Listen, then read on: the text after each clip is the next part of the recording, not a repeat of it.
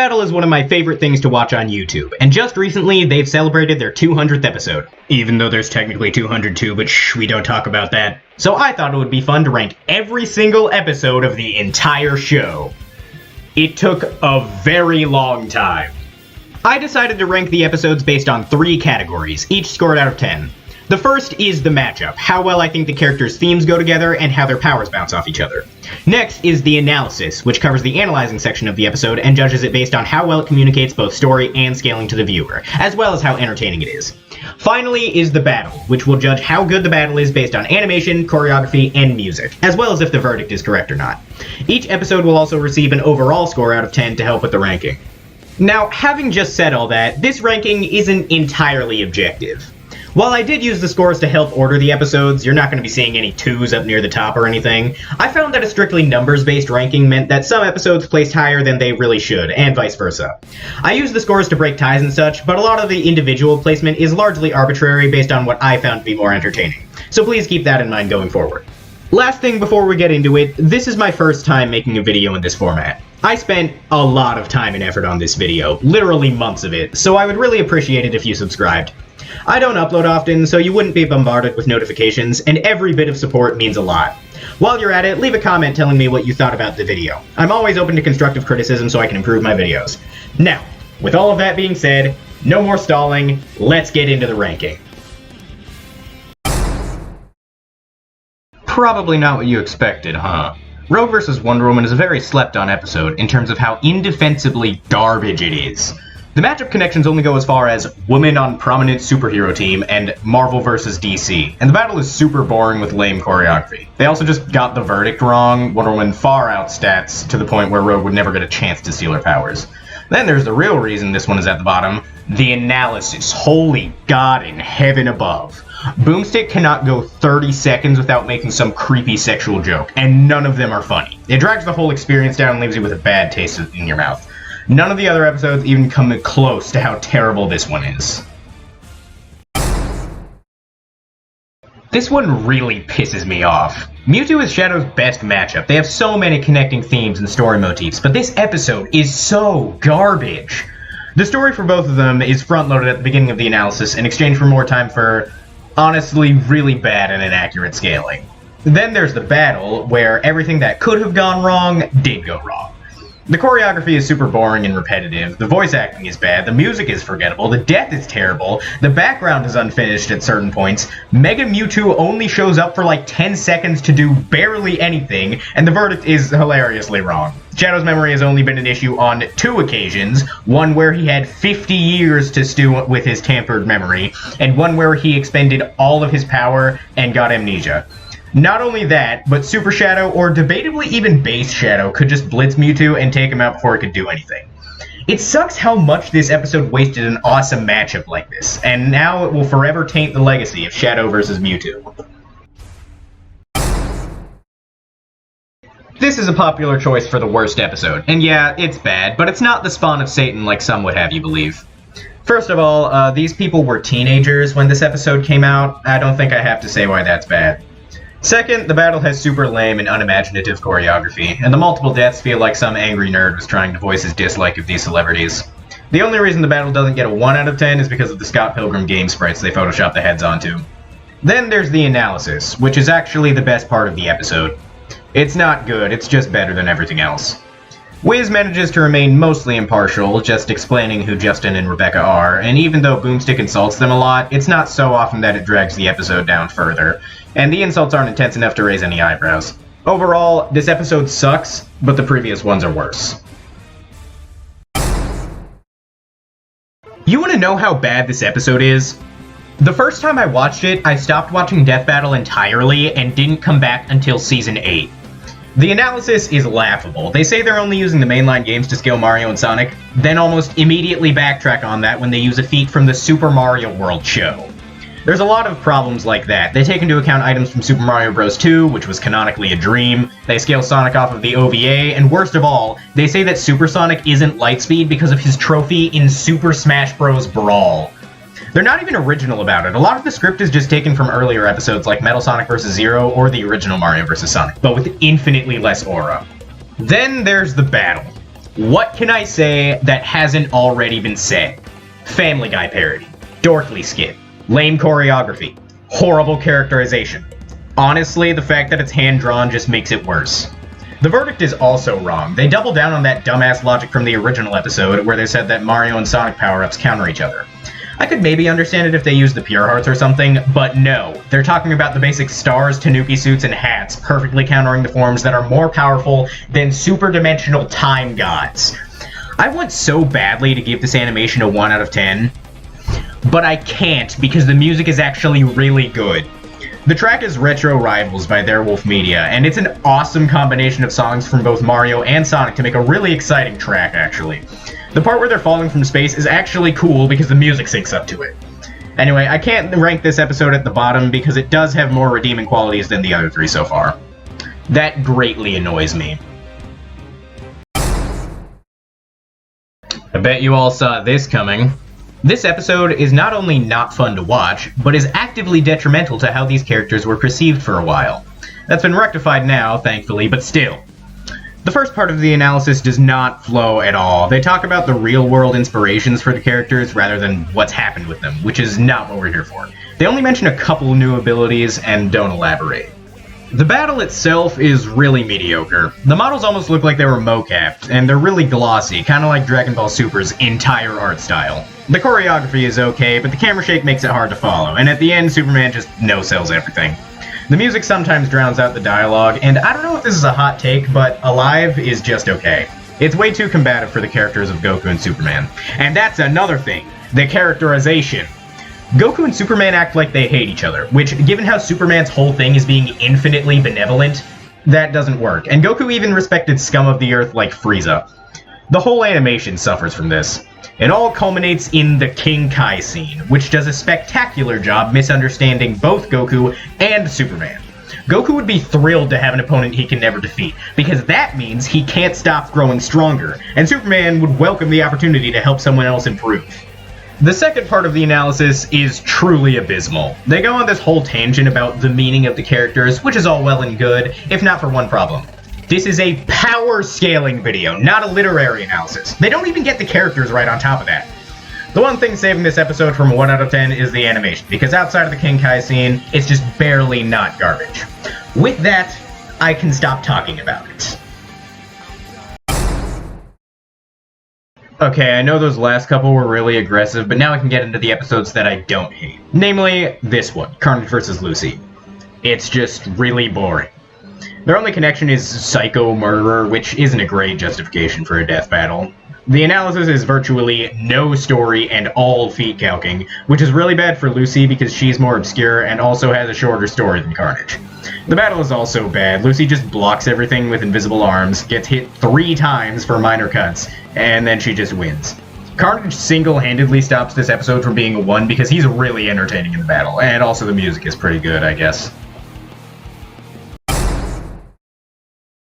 First up, the matchup. Who on planet Earth was debating Starscream versus Rainbow Dash? They're not even similar in any ways, they're just both Hasbro toys. The analysis is pretty meh, there's not a lot of story or elaboration on their abilities, and the battle is supposed to be more comedy-centric, but it even fails at that. The voice acting gets very annoying after a while. The verdict is also probably wrong, given other things I've seen about Transformers scaling. Once again, this matchup sucks. There's a massive tonal clash. There's barely any story coverage for Riptor, only the basics, and they use Smash scaling for Yoshi. The battle is more comedy-focused again, with Yoshi's humorous reactions being at the forefront, but the sprites they use clash so horribly that the jokes don't even land. The verdict is correct, but they make the mistake of saying Riptor is stronger up close, when Yoshi can launch people across solar systems. Even before I was a fan of these characters, I knew this episode sucked. I even wanted it to get a rematch just so Kratos and Spawn could be represented better. In hindsight, we probably got the best outcome. The matchup is alright, I don't really like how it's a guy from ancient Greece against a guy with guns, but they have some connections. The analysis is truly terrible. We get barely any story in favor of seeing their arsenals, but not only do we not get any elaboration on what their abilities specifically do, we don't even get any scaling for them.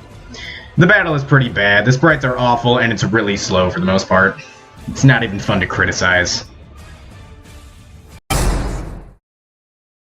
A lot of people have this one near the very bottom of the list, and it's not hard to see why. I just think the other ones before it are worse. The analysis has good story stuff, but very little scaling, and the battle is just terrible. It's super short, and the characterization might be the worst of any episode, which is especially bad because this matchup is entirely carried by character. So yeah, it sucks. Link and Cloud only have a couple of connections, so this episode doesn't really have a reason to exist. The analysis has pretty mediocre story and scaling, but the terms of the battle are laid out at the beginning, which not a lot of battles do. As for the animation, it's the first 3D animated battle of the series, and it shows. The movement and camera are super stiff, and the death is pretty bad. You can barely see it, and then it's over. The verdict is also wrong. Cloud is just far stronger. This is not Pokemon versus Digimon. This is Red versus Tai. There's a very important distinction. The matchup is also kind of bad because Tai is from the anime and Red is from the game, so there's a difference in logic. The analysis is also bad. I know for a fact they left out a ton of stuff for Red, like the at least 6 other Pokemon he canonically has in the games alone. I'm not as well versed on Digimon, but I don't feel like I know any more after the analysis. Then there's the battle. It's fine until the Mega Evolution, which is a straight rip of the one from Pokemon Origins, and then they have Tai step in to fight Red himself, which is also terrible. We could have had a neat fist fight, but no, we just cut to Red already beat up. Charizard also gets brutalized by Wargreymon, even though a wild Charizard, especially a Mega one, is still scary as all hell, contrary to what they say in the analysis. The death is way too brutal. This episode would have been way better if it was pitched as Charizard versus Agumon, with Red and Tai just on the sidelines in the tournament setting. That way, both Charizard and Agumon would be at their full potential, and we wouldn't have to see children get both of their legs broken. The thing saving the battle is the music, which is actually pretty fire. This is the first Battle Royale they ever did, and it's not good.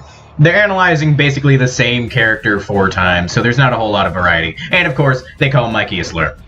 The battle is way too brutal for people who are supposed to be brothers, just entirely too much blood. And this is coming from someone who isn't a Ninja Turtles fan. Why Donkey Kong and Knuckles? They don't really have a lot of connections beyond tough, stupid guy. And even that doesn't really work because mainline Knuckles may not be the sharpest tool in the shed, but he's still pretty capable. They also continue with that stupid logic that Mario and Sonic power-ups perfectly counter each other, even though they don't, and Donkey Kong power-ups aren't Mario power-ups. The analysis is okay, but they get Donkey Kong's lore totally wrong. Mario's reputation was really in the gutter there for a while. The battle is okay, the Donkey Kong sprite is as ugly as is possible to be, the action is pretty repetitive, the jokes fall flat, and they keep reusing that same "oh no" sound effect for Knuckles over and over and over again. It's just painful after a while. Pikachu versus Blanca is a terrible matchup. Literally, the only connection they have is the electricity. The analysis is okay, we get a lot more focus on their abilities, and there's not a lot of story to cover, so it works. And the battle is decent, it's got nice choreography, but it's really short because they do that stupid death. If Blanca is physically stronger, why not have him win the power struggle instead of that anticlimactic bullshit? The whole death also just goes on for way too long, it's like half the battle. The verdict is also incorrect since they use Ash's Pikachu specifically, and that thing gets chain scaling from legendaries. And here's the first episode of Death Battle ever. It's not very good. First off, the matchup is pretty bare bones. They're both bounty hunters, but the types of jobs they go on and the worlds they live in are pretty different. The analysis is missing a lot of things from modern Death Battle, but it is kind of charming to see Ben and Chad still figuring out their characters. The battle is pretty bad, the action is slow and nothing happens, basically. It's also really short, like the whole thing is barely a minute long. Still, it's a neat look back at where the whole thing started. You know, I would have thought Boomstick would be weirder, but I'm glad he's not. I don't know a lot about Felicia or Taukaka, but after their analysis, I don't feel like I know anymore, and that's not a good thing. As for the battle, it starts out pretty fast and engaging, but then the butterfly shows up and it all goes down the drain. Kind of unfortunate, this is an okay episode otherwise. I see a lot of hate for this one, but it's not that bad. First off, the matchup is pretty damn good. I see Avatar and Naruto as rivals since both feature elemental and spirit magic with similar stories about war and morals. Pitting the Earth guys against each other makes perfect sense. The analysis is pretty bare bones. I only have 1 sentence worth of notes on it, but apparently they did good story analysis. The battle is the worst part of the episode. There's a lot of stretches with no music, which makes it feel really boring, and the voice acting is pretty bad. The rest of the action is passable. Just passable. The verdict is also wrong. Gaara is stronger and faster, but I will say that their conclusion of Toph controlling Sand is not entirely unfounded. It's just that she wouldn't have a chance to actually do it. This episode disappoints me because I remember it being way better than it is. The matchup is really bare bones and kind of a stomp, and the battle is genuinely awful. The camera makes the whole thing incomprehensible, the voice acting is bad, and the effects suck. The characterization for Venom is terrible. He's basically just Carnage but black. The thing saving this episode is the analysis, which is actually really good. The story analysis is awesome, and they cover a decent amount of feats. There's just not a lot of numbers.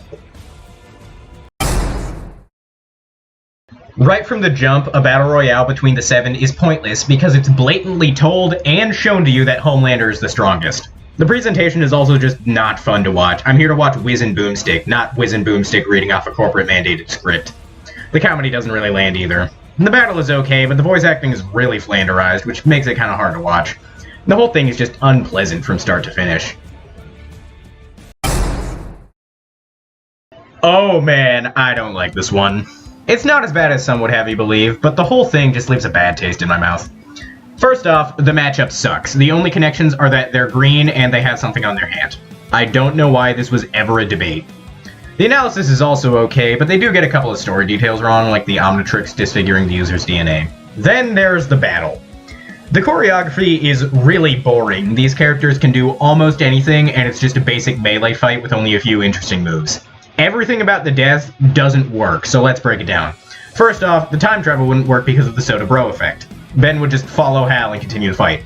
Second, the scissors wouldn't work because the Omnitrix would either turn Ben into something that can survive, like Alien X maybe, or resurrect him in an alien body so he can keep going.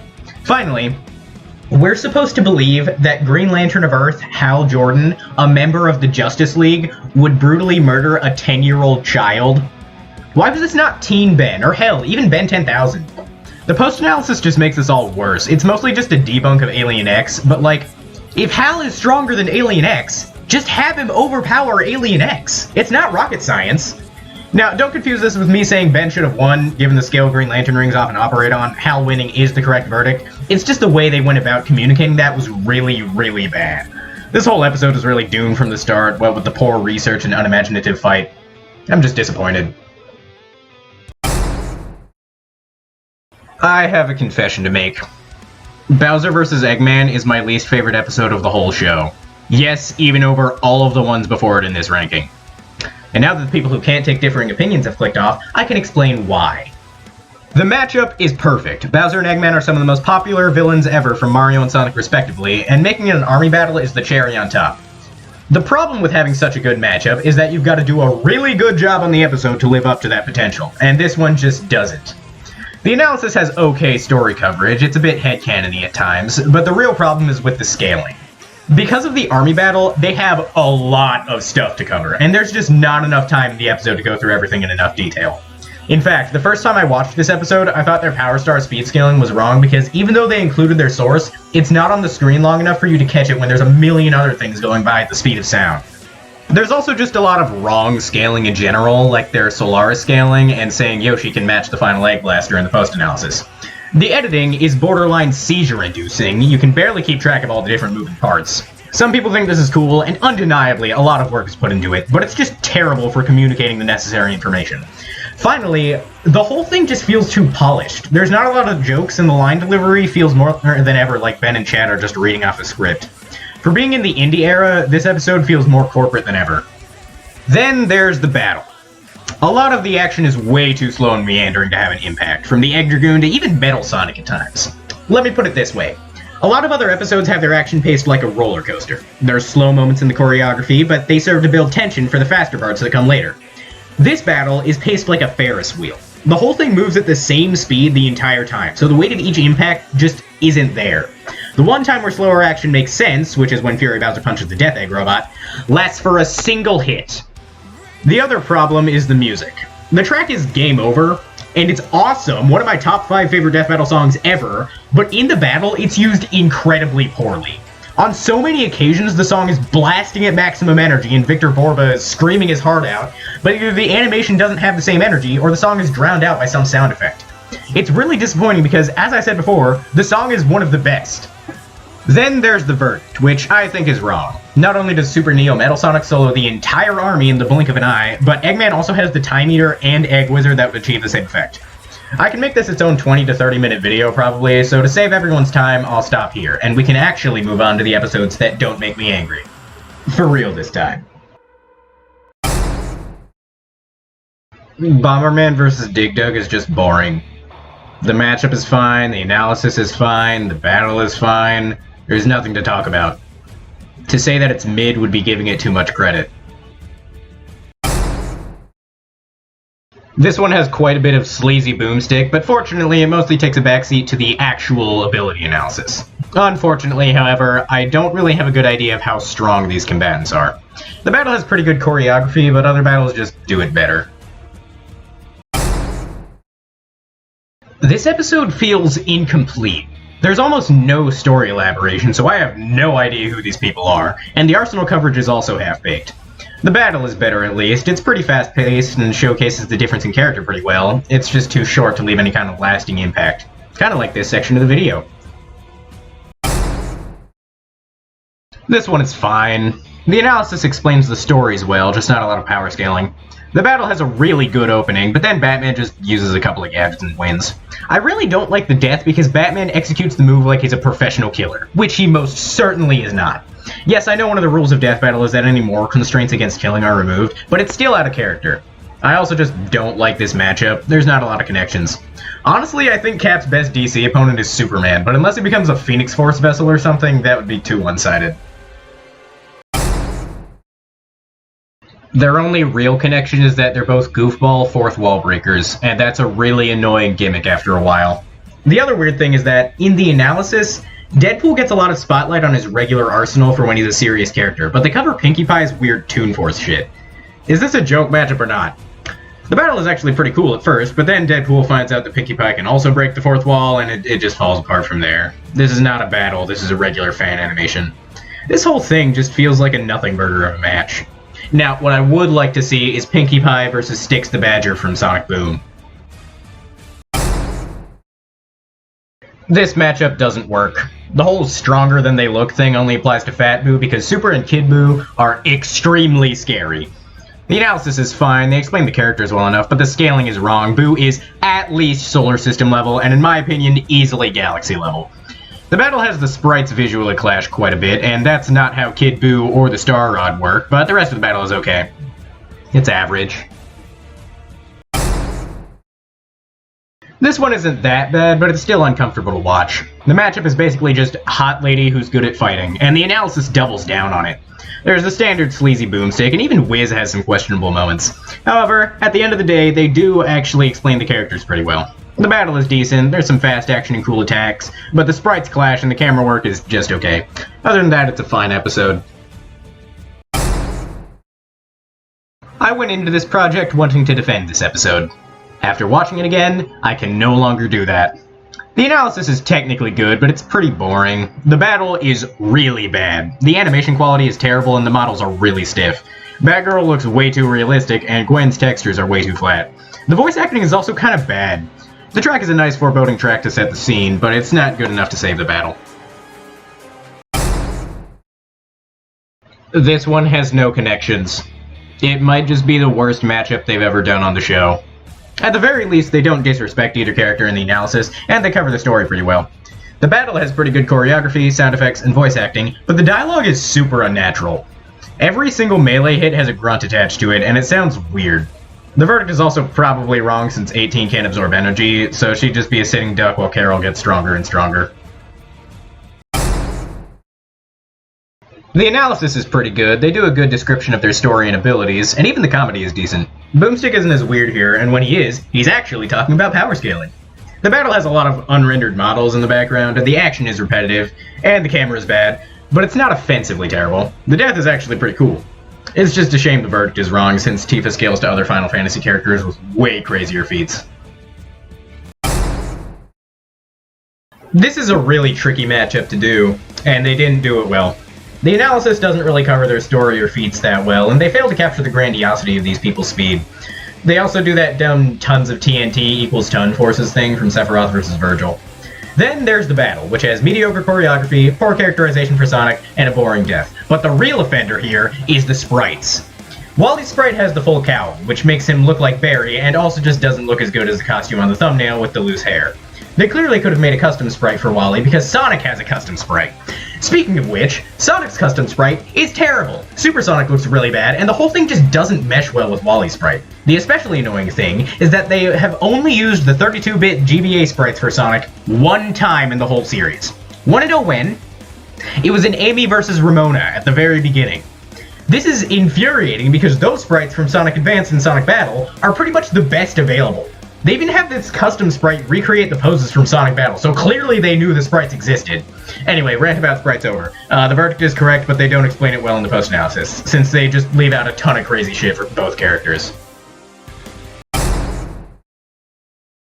The whole analysis section for Aang vs. Edward is really low energy. It's kind of painful to watch. The battle is also pretty boring, the choreography isn't super interesting, and the sound effects aren't quite meaty enough, and the track doesn't really fit a battle to the death. This matchup is pretty bad. It's a guy whose main weakness is sound up against a guy whose main weapon is sound. They also get Venom's lore wrong at the beginning, and even though they correct it later, it's not completely. I have little to say about Krona, but they covered their story better. The battle doesn't have that much interesting choreography, and Venom's characterization is still not quite right. The whole thing isn't really that bad, though. It's just boring. The music also doesn't really accentuate the fight at all. Bet you didn't expect to see a Season 10 episode down here, huh? The analysis is okay, there's good editing, story analysis, and feat presentation, but the music is too low energy to hype you up that much. As for the battle, the scenery is epic and the animation is good, but there's almost no interesting choreography, and the death is like 30 straight seconds of nothing happening. The music is also pretty unexciting. The verdict also seems to be wrong, since Martian Manhunter scaling to Perpetua should be stronger than Silver Surfer, but then again, I don't know all that much about these characters, so I'm probably wrong. The matchup doesn't have a lot of interesting ability clashes, and it's the same series matchup, but the analysis is pretty good, save for the fan art scaling of Hagar. The battle is also pretty cool at the beginning, but then they go into the building and most of the rest is out of sight. The death is pretty cool though. It's not a very good matchup since the only real connection they have is going on a standard hero's journey. However, that benefits the analysis because the story is so simple that they don't need to go into a lot of detail before they explain the abilities. For once, a Season 1 episode actually leaves me feeling like I know what's up with characters. The battle isn't as good, Harry's characterization is pretty bad, and the sprites suck. The action, while repetitive, is still engaging enough to save it from a lower score though. This is a pretty good matchup, but I think both Batman and Spider-Man have better. The analysis doesn't really do a good story analysis, which, like, I know we all know who these characters are, but we don't get any kind of elaboration on their stories. The decent ability analysis saves them though. The battle has quite a few moments where Peter's spider sense doesn't activate when it should, but the actual choreography is pretty good, just not as good as other battles. I don't have anything to say about the matchup, but the analysis explains the story pretty well. The scaling makes sense, and the jokes are good. The only bad thing is that there's an important feat mentioned in the post-analysis that is not included in the pre-analysis. As for the battle, it's good storytelling, but there's not a lot of action, which hurts the score. Other than that, though, pretty good episode. The analysis for this one doesn't really do anything to stand out. There's not even that much feat calcing. The battle is pretty basic, but they managed to make it seem close, which is good for tension. I just don't like how this was only the Kanto starters. Three-way battles tend to be pretty basic since one fighter gets shafted while the other two hash it out. This matchup doesn't really make a whole lot of sense. They have scars that they cover up with masks, but their powers and stories are very different. The analysis doesn't really delve into what makes the characters so compelling, which is really disappointing. They leave out how the Jedi Order was going downhill in the prequel era, and how much Doom hates Reed Richards. There's also not a lot of scaling. As for the battle, the action in the first part is pretty decent, and the music goes really hard for some reason, but there's quite a few moments of dead space, and the action turns pretty repetitive near the end. Mega Man vs. Astro Boy isn't really a matchup that makes sense. Their powers are pretty different, and there's not a lot of connecting themes. The analysis is just okay, but they don't give numbers to key feats until the post-analysis, and they don't even mention the speed one until after the battle. They also mess up the plot of the Archie comics and Mega Man's Power Trip. The battle is better, the sprite work is really good for this early on in Death Battle, and they show off a lot of their arsenals. There are a few questionable moments, but overall it's pretty good. The matchup score is better here since Boba vs. Samus was the first episode of the show, and it gets some legacy points from that. The analysis is also better, with better story and jokes, but there's still not a lot of feet calcing. The battle has pretty good action, but the camera work is subpar, and they mess up how the plasma pistol works. This one is kind of funny, if I'm being honest. Just the whole thing in general. The analysis covers the story decently well, especially for Ganondorf, but that means they don't have as much time to calculate things or even go into detail about their arsenal. They don't explain any of their crazier magic or Bowser's crazy trump cards. The battle has okay choreography, it's just kind of bland. It's made better by the music. It actually has 2 tracks for some reason. The first one, Blood on Broken Glass, is okay, but the second one, Olympus Mons, is an absolute banger. It's perfect for a battle against an unstoppable villain where all hope is lost. As for the verdict, it's so wrong it's hilarious. Ganondorf can be harmed by other types of weapons, and even if he couldn't, Bowser still has holy weapons like the Pure Hearts and Star Rod. And even if that doesn't work, Ganondorf does not have the power to surpass a dip in a goddamn black hole. The analysis for this one has good story and arsenal analysis, and even proper feat calcing. Cammy's section has really good use of music, but Sonya's has the music turned way up so I can barely hear anything. They also say an anvil is tougher than an elephant in the post-analysis, and don't elaborate, which I don't like. The battle has clashing sprites, and it's just really boring. The camera is super zoomed in, so it's hard to see the choreography. The death is pretty cool, though. They do a whole Mortal Kombat fatality. This one is pretty mid. In my notes, I don't have anything to say about the analysis, and for the battle, all I have is that the choreography is decent, but it's not that exciting. The matchup is good, though. That's something. The matchup is really bad. The only connection is that they have a hammer. Ramona doesn't even use the hammer all that often. It's also kind of a stomp, especially with a soft comp from Archie. The analysis is good, apparently. I don't have any specifics in my notes, and the battle is okay. There's some weird cuts that make the action hard to follow, and some of the sound effects are way too loud. But the music is good, and the shot with all the Ramonas staring down Amy is actually pretty cool. I don't like the death, though. That seemed too mean-spirited. The matchup isn't that great. They've got a couple of connections, but their powers of ghosts and dragons don't really bounce off each other that well. The analysis is painfully unfunny, and boomstick singing has caused a lot of Danny's backstory to be muted, which sucks. The story and feat coverage is fine, though. The battle has really good sprite work, but everything else is just okay. Even the music doesn't really work. Jotaro vs. Kenshiro isn't really a matchup that works. They're both really buff manly men from 80s anime and manga, but that's it, their powers aren't similar. Jotaro also can't really do anything to Kenshiro. I saw someone on Reddit call this matchup the original Omni-Man vs. Homelander. The analysis has pretty good story coverage and feat calcing, but there's just less of it than other battles for some reason. As for the battle, the animation is really ugly. The sprites are super low quality and do not mesh well at all. The choreography is okay. I like how Jotaro doesn't move that much because of the advantage Star Platinum provides, but the entire thing is too short to capitalize on that dynamic. Not even the music stands out.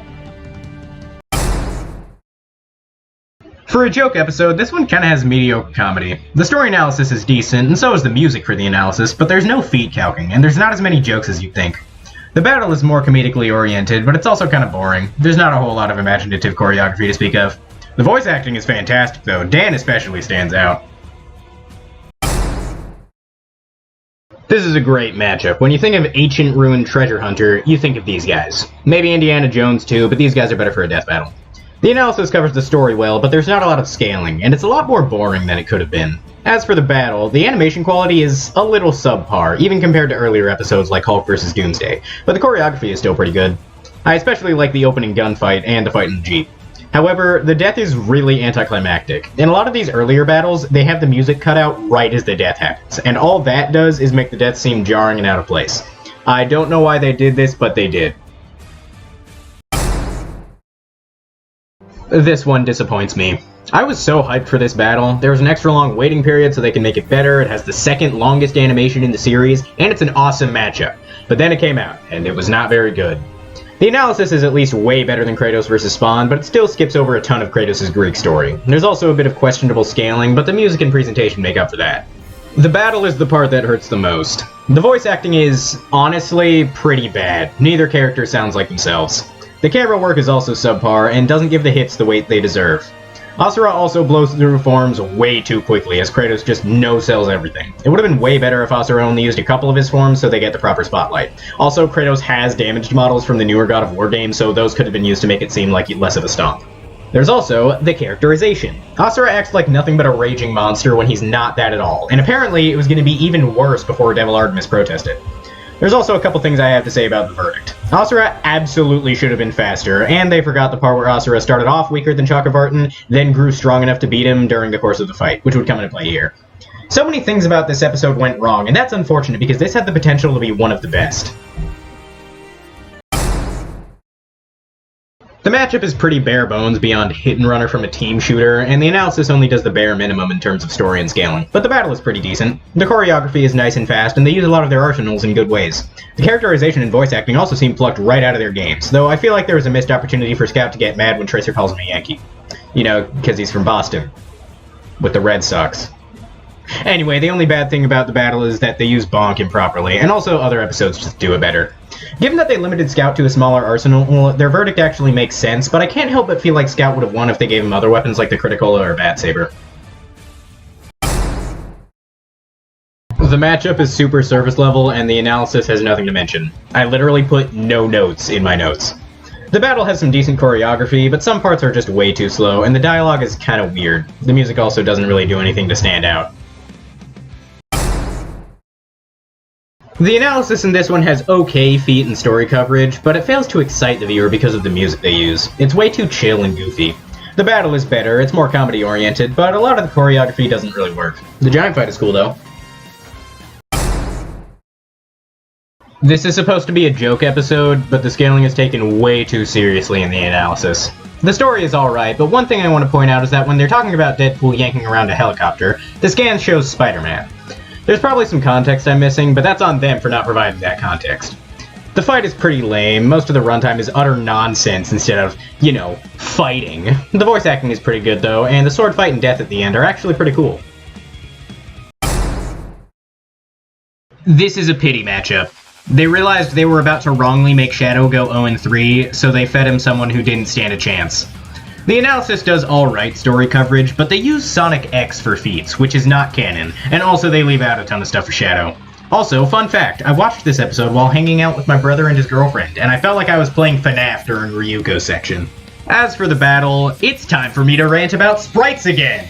They use a custom sprite for Shadow, which was also in Shadow vs. Mewtwo, that mimics the poses of the Game Boy sprites again, but it just looks way worse. They used those GBA sprites in Shadow vs. Vegeta, so clearly they know they exist, but they just don't use them. Other than that, Ryuko's sprite is also pretty wonky, the visual effects are pretty mid, and the choreography is just okay. The track is pretty good and fits the battle, but doesn't really do anything to stand out. This matchup is just okay. They have a few connections, but not that many. The analysis has okay story and feat coverage, but they gave Rock Lee the 7th and 8th gates when he's never used them, and that's a big reach. The battle has okay choreography, and the voice acting isn't that good, but the death is pretty cool at least. I don't know why they did Shang Tsung instead of Shao Kahn, since he's a much better matchup for Akuma, but at least they did pretty well for only the 2nd episode. The whole thing, both analysis and battle, are decent, good story coverage and choreography, but its biggest problem is that other episodes just do it better. At the time, this matchup made sense. Doom was basically a dead franchise, and Doomguy didn't have any crazy Godslayer scaling, so putting him up against Master Chief, another futuristic marine fighting an alien threat, works pretty well. The analysis is also pretty good for the era. This is the first episode to be longer than 10 minutes, so they get to cover more of the story and arsenal.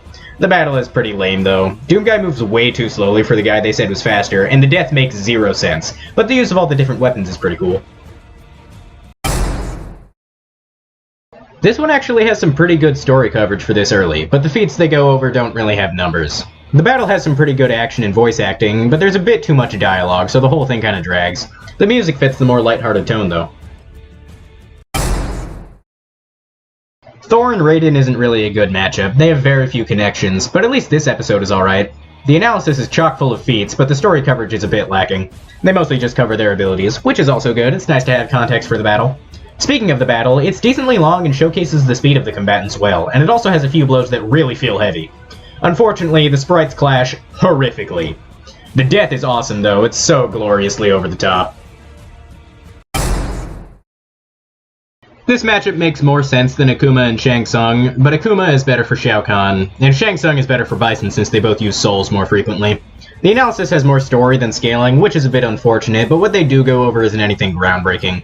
The battle has pretty repetitive choreography, the sprites clash again, and the camera work is kind of bad, which is weird because older battles had amazing camera movement. Bison also won't shut the hell up about Psycho Power, and it really gets on my nerves. This is a pretty decent matchup, all things considered. The analysis only really has basic information, but there's just enough embellishment to keep you hooked. The battle is just okay. I never thought I'd be complaining about a battle being too fast, but it's hard for me to track all their movements, so it all just blurs together. The enclosed arena doesn't help either, since there's a lot less opportunities for dynamic camera movement. They also got the verdict wrong, since Ken is relative to Ryu and Akuma, who both scale above Terry. This is a better matchup than the actual Pokemon vs. Digimon, but it's still just okay.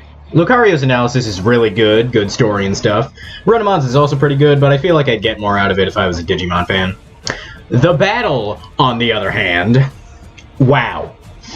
What a letdown. Runamon dominates the entire fight until Lucario magically pulls the wind out of his ass.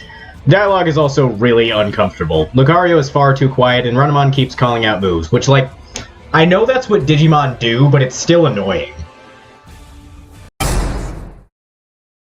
They lay out the terms at the beginning of the episode, which is nice. I don't like how they're not giving either of them standard power-ups, but at least they explain that. The story analysis is good, but with how many clips from stuff like the shows that they use, it means the feats kind of take a backseat, and they're also pretty mean to Luigi at the beginning of his analysis. The battle has pretty decent camera work, but it's just a bit too meandering at times. The choreography is pretty good, though. Both of them get to show off a ton of their arsenals. The music is also pretty good. I do have to disagree with the verdict, though, since if we're not giving Tails the Chaos Emeralds or anything, he can't really compete with Luigi, who does most of his impressive feats in base form. I could not tell you who Bucky O'Hare is, but at least this episode is pretty good. The analysis is really epic for some reason. They explain the story and feats pretty well and have really good music. Also, from what I can recall, this is the first time they calculate a feat using legitimate physics and not just simple multiplication. The battle has pretty good setup, but the sprites are bad, the action is repetitive, and the death is unnecessarily brutal. It's not the worst thing in the world, though. In my opinion, this is the best matchup for both Thor and Wonder Woman. It's just a shame this episode is woefully worse than it could have been. This episode has a lot more cosmic feats with calculations than previous ones, which is nice, and also the story coverage is good. The battle, however, has super ugly models, and the dialogue is groan-inducing. The choreography and scale are pretty good, however, the verdict is wrong, even by their own logic. With the feats they gave the characters, Thor's striking strength should be in the ballpark of 1,000,000 times greater than Wonder Woman's, as is required to destroy planets like they said.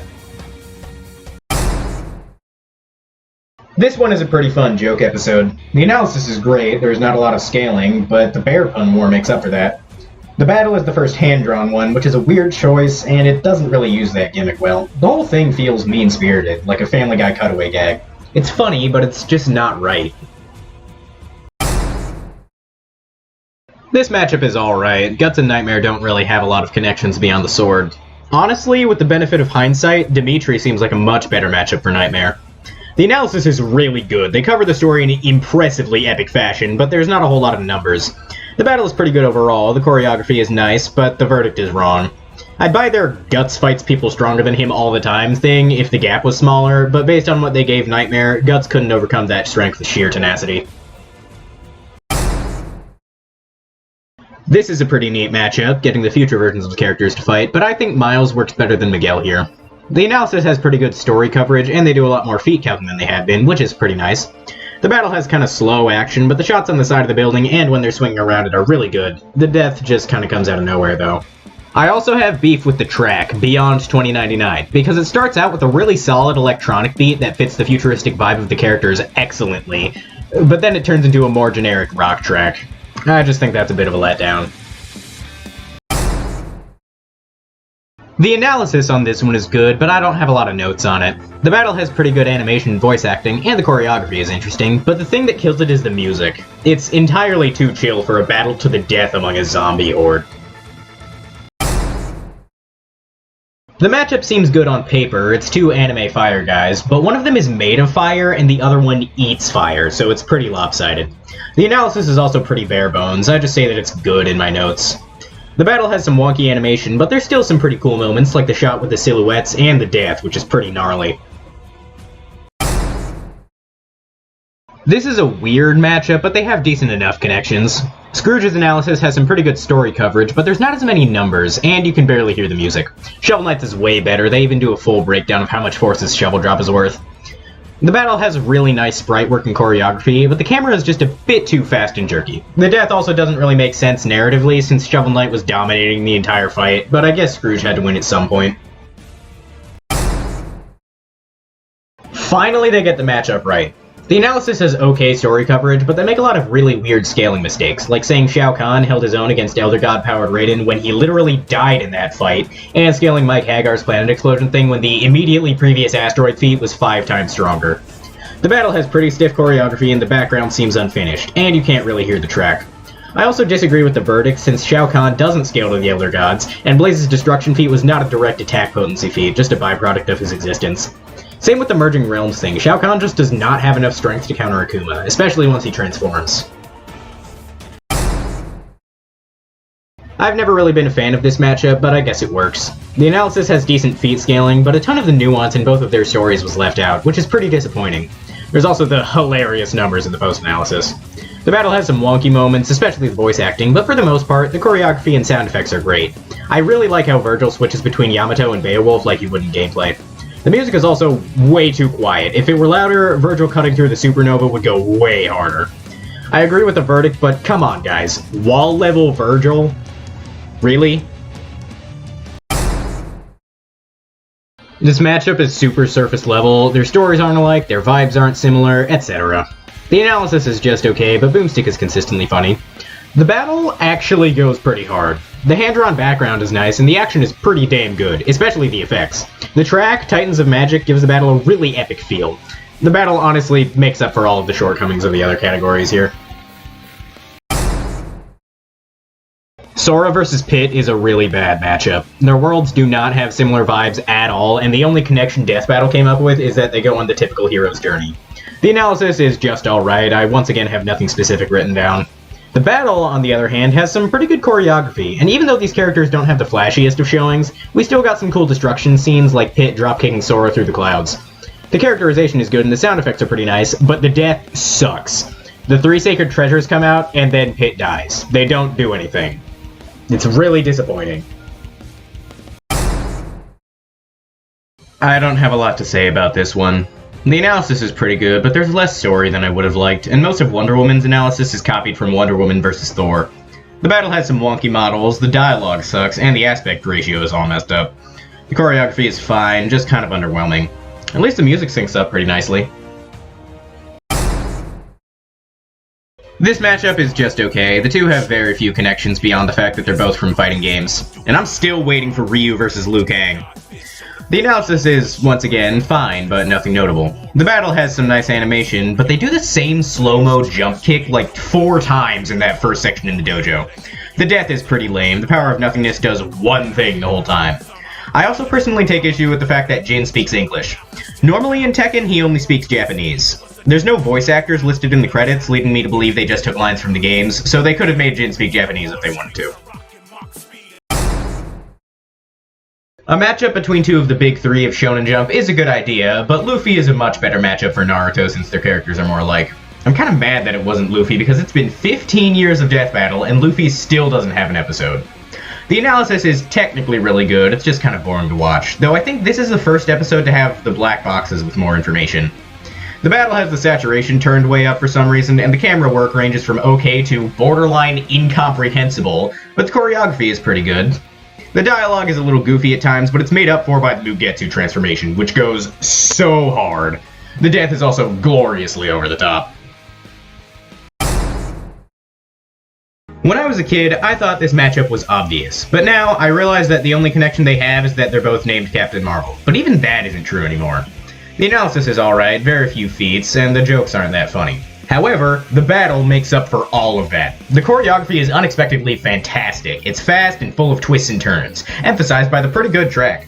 The dialogue is also pretty good. You should honestly just skip to the battle if you watch this episode. It's a pretty good matchup, but kind of a stomp, and that's without Dragon Ball Super scaling. The analysis doesn't have a lot of feet calcing, but the story coverage makes up for it. The fight has pretty enjoyable slapstick comedy, but still has plenty of epic moments to keep you invested. The only problems are the use of the Mafuba, which killed Roshi the only time he used it, and the Big Ball Rasengan blocking the Kamehameha, which, according to their scaling, should be impossible. This episode has a decent analysis, but they keep clarifying that the movie and show aren't canon to the comics, but then use feats from them anyway. Just composite the characters, nobody will care that much. The jokes are decently funny though. The battle has some wonky sprites and the choreography is pretty slow at times, but other than that, it's alright. Unfortunately, the track isn't that great and drowns out some of the cooler stuff in the battle. This matchup is just okay. I don't think it makes sense, but whatever. The analysis has absolutely nothing to speak of. Literally, in my notes, all I wrote for the analysis was no notes. The battle has some really good sprites and choreography, but it doesn't really feel all that exciting, probably because the music is too chill again. Direwolf Media really has a knack for that kind of thing, for some reason. This is technically the real episode 200, and that's a huge letdown. Let me explain. This matchup is a massive stomp. They have some good connections. It would be better if Miles never left the Ultimate Universe, but Deku on a bad day is thousands of times stronger than Miles could ever hope to be. The analysis is easily my least favorite part of the episode for one reason. Just months prior, in Shigaraki vs. Mahito, Death Battle dropped the hardest analysis of My Hero Academia story of all time, making it feel epic as hell and highlighting the themes perfectly. In this episode, they do the exact opposite. Shigaraki gets 2 passing mentions in the entire analysis, one of them not even dropping his name, despite being the main villain of the entire series and Deku's arch nemesis. Other than that, the analysis is fine, good editing and whatnot. The battle is strangely pretty poorly animated. The models are really stiff, especially Miles, and the choreography is too slow and leisurely to have an impact. The voice acting is also surprisingly subpar. Miles is mostly alright, but Deku's raspy voice is accentuated way too much, despite him mostly dropping it by the end of the series. The death also has, no impact because Miles groans like he stubbed his toe or something, and not like he was annihilated from the inside out so hard that he lit up the city. For the second time, might I add. Also, I want to call out the members of the Death Battle subreddit. Before this episode came out, so many of them were claiming that this matchup wasn't actually a one-sided beatdown, and Miles was way stronger through some random chain scaling, and they were really committed. Then Deku won and y'all switched up so fast, we got street tier slasher Deku memes for weeks afterward. I have no idea who these people are. From the analysis, I can only wonder why they're matching an ice user against someone immune to ice. There's also a lot of Persona lore they have to explain, and that kind of drags the whole thing down. The battle has good choreography, but not as much sword usage as you think, but the animation and voice acting is good. The music, Winter Sonata, is also really good. It's a great piano track that fits the vibe excellently. These analyses are really struggling to stand out. The battle is alright, the models are way too realistic, 90% of Obi-Wan's dialogue is referencing prequel memes, and the choreography is kind of boring at first, but it picks up in the second half along with the track. It's just alright though. This episode does not feel like it's finished. The analysis covers the story kind of poorly. Asta's section only really gets the basic story beats, and Deku's leaves out huge chunks of the story. Shigaraki and All For One are only mentioned once each. There's also not a whole lot of numbers. The battle has some okay sprites, choreography, and general animation. It also gets Black Whip's color wrong, despite it debuting in the anime by that point. The death is super lame, the big clash barely lasts a few seconds, and there's no reason for Asta to stab Deku like that because Deku is already dead before he hits the ground. Aquaman vs. Namor has some good story coverage in the analysis, and the jokes are funny, but there are no numbers. The battle has some okay choreography, but the sprites are kind of bad for this point in Death Battle. The final sequence in Death are pretty cool though. The matchup is about the best these characters can get, the analysis is fine, and the battle has some good dialogue and choreography, but nothing much to say. The track is kind of slow, which drags down the pace of the battle a little bit. At least, that's what I can glean from my very limited notes. The analysis is pretty good, but they leave out the part where the self-destruct is specifically so lesser species don't get their hands on Yautja technology. The battle plays more like a chess game than a fight. Boba uses a weapon, Predator uses a weapon, and they go back and forth until the really slow and lame death. Pretty unfortunate. This is a pretty decent matchup, and probably Hulk's best now that he's got weird meta-narrative scaling, but there is a pretty notable size difference that makes for a difficult interaction. The analysis has some good story coverage, about as best they can for these characters with such vast histories, and the poetry they get into is also pretty good. The problem is that the characters' higher ends don't really get a lot of focus, and the sense of scale isn't as high as you'd think. Then there's the battle. The beginning is the best part because that's the part that's actually a battle. It's got decent choreography and voice acting. I don't even care that Hulk looks like Jim Carrey's Grinch for some reason. The clash between the Red Spiral Ray and Worldbreaker Hulk is awesome. Once Ultima comes out though, it's just Hulk doing the exact same move over and over again until he wins. No interesting camera angles or choreography, just the same attack as Bruce monologues. The epitome of telling and not showing. At the very least, the animation quality is undeniably impressive, and the actual death with all the crystal spikes is pretty cool. I just wish the fight leading up to it was more exciting. As for the verdict, a lot of their logic checks out, but I feel like Ultima could access the below place, since at the scale these characters are at, dimensionality doesn't really mean anything. I don't know a lot about Godzilla scaling though, so I'm probably wrong. This one has a really boring analysis. The story coverage is subpar, and a lot of the scaling is put into the black boxes for some reason. The music they use also doesn't really hype you up at all. The battle is pretty decent though, it's got some nice action with the shrinking and stuff, and the music syncs up to the action. The problem is that it has a pretty comedic tone, but then the death is one of the most brutal in the entire show, like Jesus Christ. The analysis for this one doesn't have much of note, except that this is the debut of the Cyber Goose, my goat! The battle is decent. The first part with Kiryu being controlled is really short, but that's fine because the real treat is when Kiryu is fighting alone. There's some awesome giant robot choreography. The track also syncs up to the death. This is a pretty good Marvel vs. DC matchup, but even they point out how it's a guy with lightning against an energy absorber. The analysis is alright, but not that entertaining, unfortunately. The battle is technically very impressive, the sprites and CGI are really good, and the overall animation quality is phenomenal, but there's not a whole lot of interesting choreography, and the music doesn't really add to the experience. It's also kind of short, or at least it felt short. The story coverage for this one is really good, but the feat calcing leaves a lot to be desired, and the music choice doesn't really set the scene for the battle well.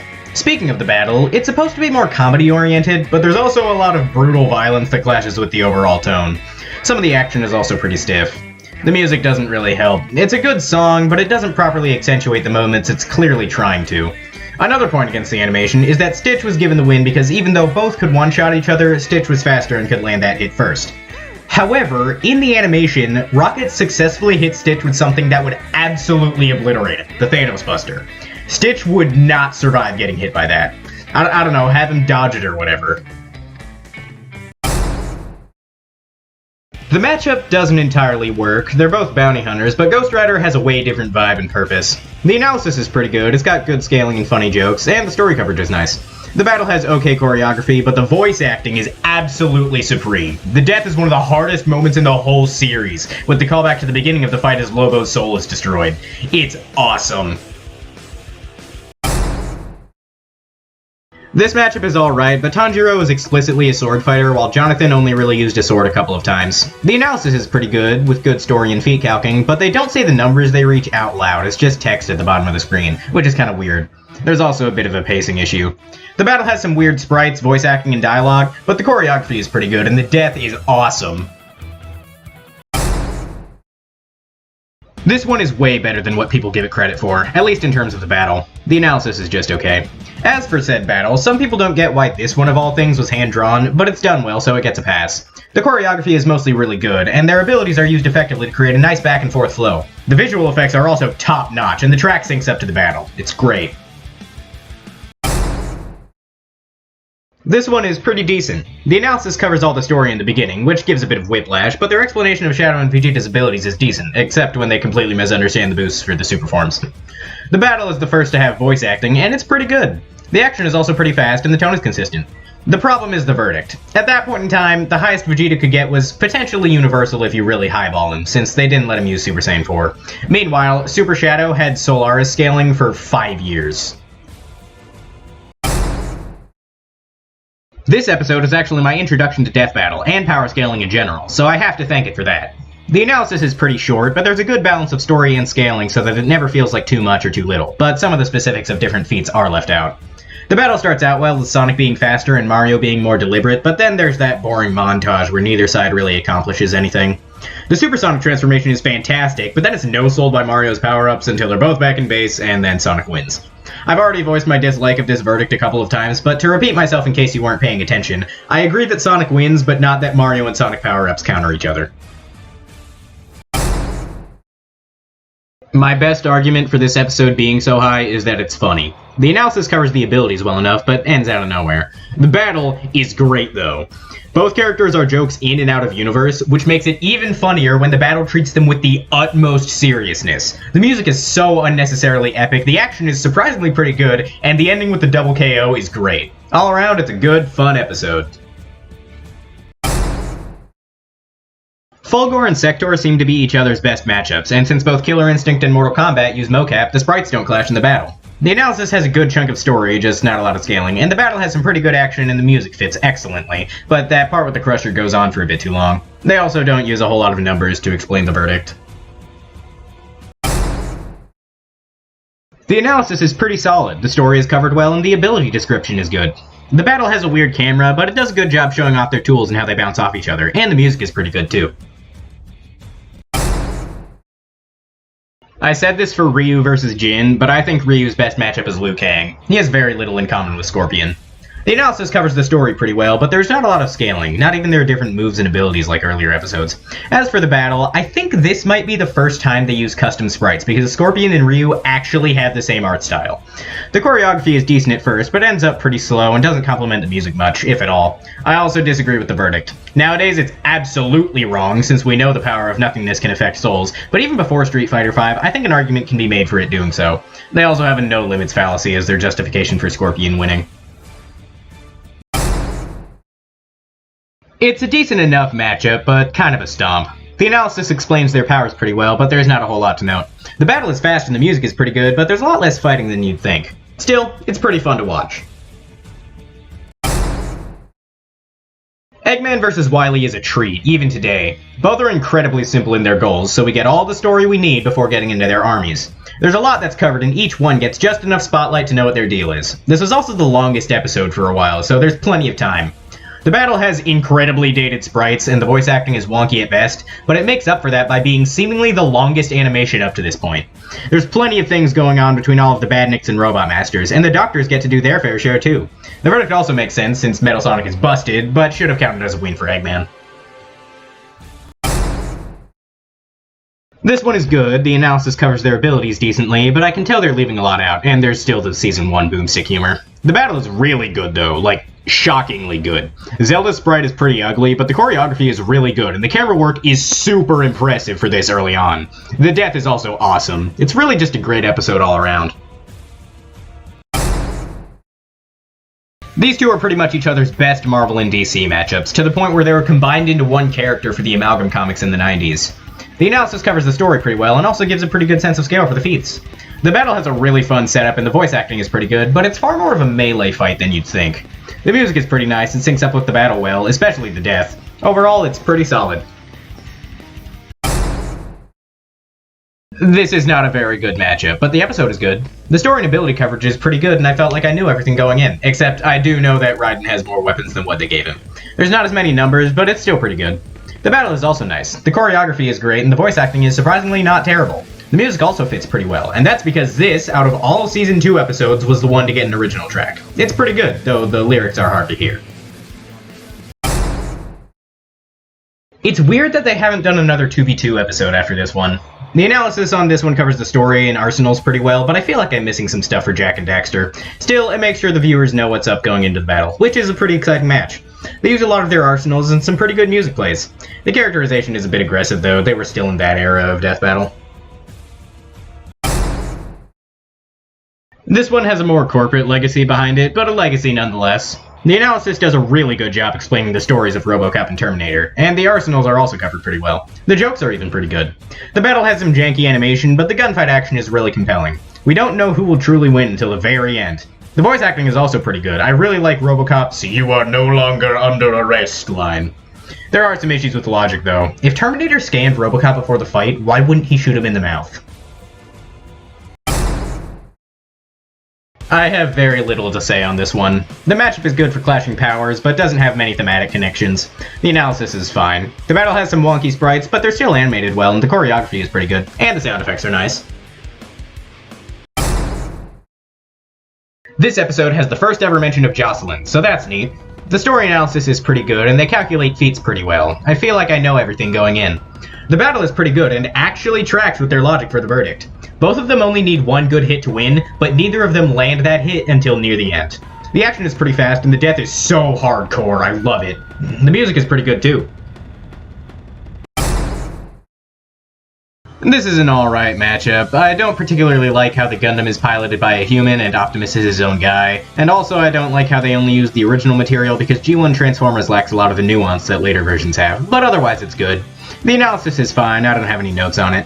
The battle animation is a little grainy, as in film grain, but the choreography is pretty good, like a prototype of Transformers 1. There is one problem though, and that's the fact that they say the Gundam can't survive re-entry speeds, but then have it do just that in the battle. So the analysis is pretty good, and in my notes I specifically say that this is on the higher end of 7, so there's that. The battle has some really good sprite work and choreography, which I didn't expect, and the voice acting is nice and cheesy, perfect for these characters. The track syncs up with the battle well, and I really like the part where they're falling through the air as the beat picks up. This matchup is really carried by the Sony legacy, they don't have a whole lot of other connections. The analysis doesn't really have a lot of story or scaling, but the battle is way better. The animation is surprisingly solid and the choreography is pretty interesting. But what really makes this battle good is the music. For some reason there are 2 tracks, but one of them only plays for the setup. The second one, Crash and Burn, fits the cartoony jungle vibe that these characters have to a T, but it's also tense enough to get you hyped the hell up for the battle. It even syncs up pretty nicely. The only thing I know about either of these characters is that Gray was in Battle of Sprites 3 and he somehow beat Turbo Mechasonic. The analysis is pretty good, but it gets an even higher score because of the cutaways. Boomstick is hilarious in this one. The battle has some pretty good choreography and the custom sprites are really awesome, but the verdict makes the animation worse. Gray was dominating way too hard for way too long for the guy that was supposed to be weaker. I don't really like this matchup. They definitely have good connections, but Shoto has an entire other element to control. It's Natsu versus Ace all over again. The feat counting in this analysis is really subpar, but the story coverage and jokes are awesome, definitely the highlight of the episode. The battle has okay choreography and the characterization is kinda bad. Zuko is fine, he's basically plucked right out of the show, but Shoto focuses way too much on his problems from early in the series, like how he doesn't want to use his fire powers, despite him largely having moved on from that by the time this episode came out. The death is really cool though. It's a beautifully animated sequence of Zuko blasting Shoto with everything he's got as Shoto cools himself down and the music swells. It's one of the best parts of the episode.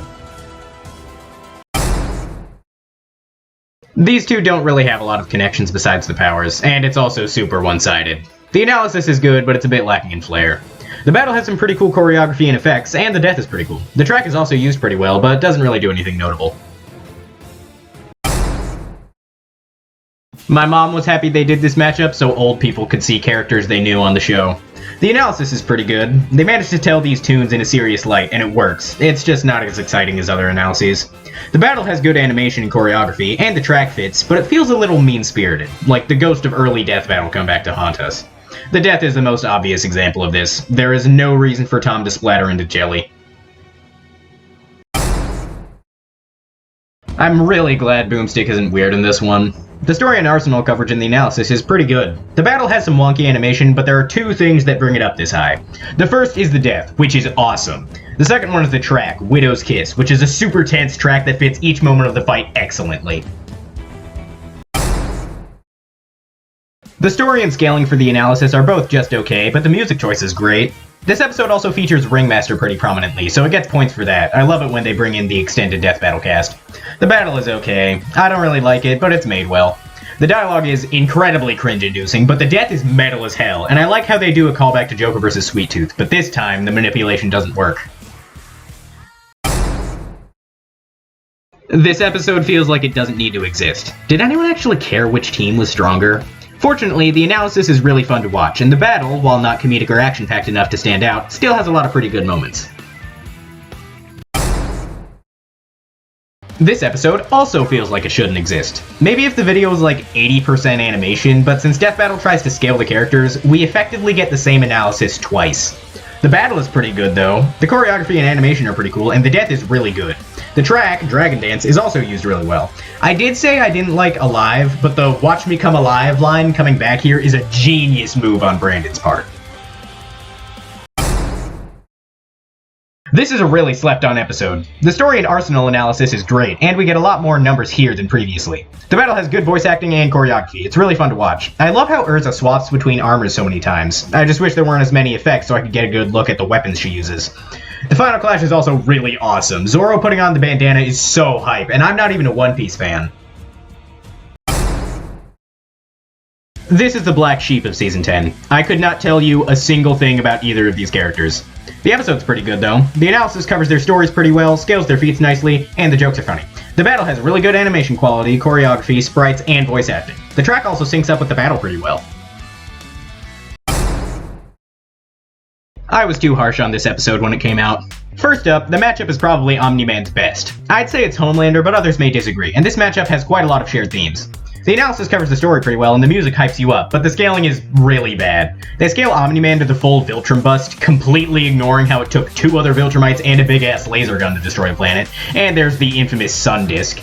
They also give Bardock the speed advantage and Omni-Man the strength advantage when that is not how the matchup works at all.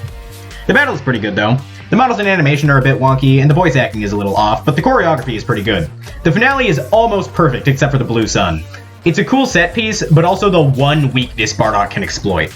The track, Solid State Invincible, is pretty good too. It syncs up with the battle really well. I especially like how the line, "You feel the threat because every step is like a mountain moving," plays when Bardock transforms into an Ozaru. The problem is that it's very much a sequel to Diabolical Invincible Me, so the character representation is skewed way towards Omni-Man. Then there's the verdict, which is wrong. Omni-Man can win, but not how they explained it. Let me put it this way. In terms of strength, Omni-Man is planet level at maximum, but Bardock is planet level at minimum. Honestly though, this is a perfectly good episode of Death Battle. It's just the bad scaling that messes up its score. This episode is pretty good. The matchup is almost perfect, but I do think Brainiac is better for Ultron. The analysis has pretty good story coverage, but not a lot of feet calcing, but the jokes are still funny. The battle has pretty good choreography and dialogue, and the big robo fight is cool, even if it only lasts a few hits. The music is also good. Infection Perfection is a great, haunting electric track that's great for a villain versus villain matchup. The lyrics seem kinda tacked on, though. This is a decent enough matchup, but it is kind of a stomp. The analysis has a great description of their abilities and backstories, and there's even more scaling than there had been up to that point. The battle has some really terrible models, but the action is great. The scale of both combatants is properly translated, and each hit feels appropriately weighty. The only things holding it back are those models. I absolutely love how this episode is done through ghost stories around a campfire. It also has the full Death Battle cast of Wiz, Boomstick, Dummy, Ringmaster, and Jocelyn, which bumps up its score in my book. The stories of each series are also told really well. There's just not a whole lot of feet calcing. As for the battle, man, it's rough. The models are really wonky, the action is stiff, and the plot progression is weird. I know it's paying homage to the slasher movies these characters are from, but it doesn't work for like a 3-minute animation. In the end, this battle lives up to those old slasher movies because the best parts are when Jason and Michael are actually fighting. The death is also pretty cool. This is an excellent matchup, definitely the best for both characters. The analysis, though, is just okay with the story, and some of the comedy falls flat. Fortunately, the battle is pretty good. They move fast, their powers bounce off each other well, and they both use a lot of their arsenal. I don't like how Trish and John come in, though. Their choreography is pretty good, but that's outside interference. If Death Battle wanted them to join, the battle should have been pitched as a 2v2. I also don't like how Dante says bullseye for the kill. His catchphrase is jackpot. He even said it earlier in the battle, like, come on. Ah, the legacy matchup to end all legacy matchups. The analysis is great. They go over the stories in a lot of detail, they explain their powers and their best feats, and best of all, they cite their sources. The analysis misses out on a perfect score because they said Goku can't be measured by assuming he can perform the same feats as weaker characters, which is really dumb, and also there's the gravity formula in the post-analysis. The battle is the longest animation in Death Battle history, and it's pretty good for the time. The voice acting is fantastic and the action is fast-paced and hype, like the very best of Dragon Ball. The death is also perfectly epic. Unfortunately, I can't score it any higher because, despite the awesome choreography, this was only the second 3D animated battle on the show, and it shows. The models can be really stiff at times, and the camera isn't very dynamic, so even though the choreography is pretty good, it's not framed well enough to be as epic as other battles. If this episode were to get a remaster with better animation quality, I, for one, would be very happy. I don't know a whole lot about these characters, but apparently it's a pretty popular Legacy matchup. The analysis has some good story coverage and scaling, but a good chunk of the Megazord's analysis was muted, so that's annoying. The battle is really good, even for people who aren't fans of either series. The choreography is nice and weighty while not being too slow. The sword fight is especially fantastic. The music is also pretty good. It's an original track by Brandon Yates that's used pretty well in the animation. The whole thing has a vibe of those shows you'd watch after school. It's just fun to watch. Okay, first I have to complain about this episode's name. So, it's called Skyrim vs. Dark Souls, which implies all of Skyrim versus all of Dark Souls. But no, it's just The Last Dragonborn versus The Chosen Undead. Also, the thumbnail has the positions reversed. In the title, Skyrim is on the left, but on the thumbnail, the one on the left is The Chosen Undead. It just doesn't make sense. Okay, now for the actual episode. The matchup is great, these games have similar vibes, and the analysis lays out the terms at the beginning, which is nice. This video also features Jocelyn, and when she shows up, you know you're in for some crazy lore. There's also some good scaling. The battle has okay choreography, but not good enough to stand out. The track, Fireborn, is also not used very well. There's a lot of moments where the song is going at full volume, and the animation isn't quite epic enough to match. This might be Deadpool's only serious matchup, and fortunately, this is a pretty good episode. The analysis covers the story, abilities, and arsenal really well, it's just that other analyses do it better. The battle has some janky 3D animation, the glare can be a bit much, the background is severely lacking in detail, and there are some noticeable frame drops throughout. However, the back and forth with their arsenals is pretty entertaining, and the dialogue and voice acting is really good. I don't have a lot of notes on the matchup or the analysis, but the battle is pretty good. The sprite work and choreography are awesome, the voice acting is pretty good, and there's a lot of pretty cool moments like the Susanoo transformation and the death. The music also syncs up with the animation pretty well. I won't lie though, I remember this episode being way better than it is. Once again, no notes on the matchup or analysis, but the battle is good. The frame rate is a little low for some reason, but the choreography is great, especially thanks to the music. Thundershroud is a really epic track that gives the whole battle an awesome, grandiose vibe. It's good. Not a whole lot of notes for the analysis, but it has pretty good music. The battle actually has some pretty good characterization, and the choreography is nice, but that's about it. It's a good battle, don't get me wrong, just not that crazy.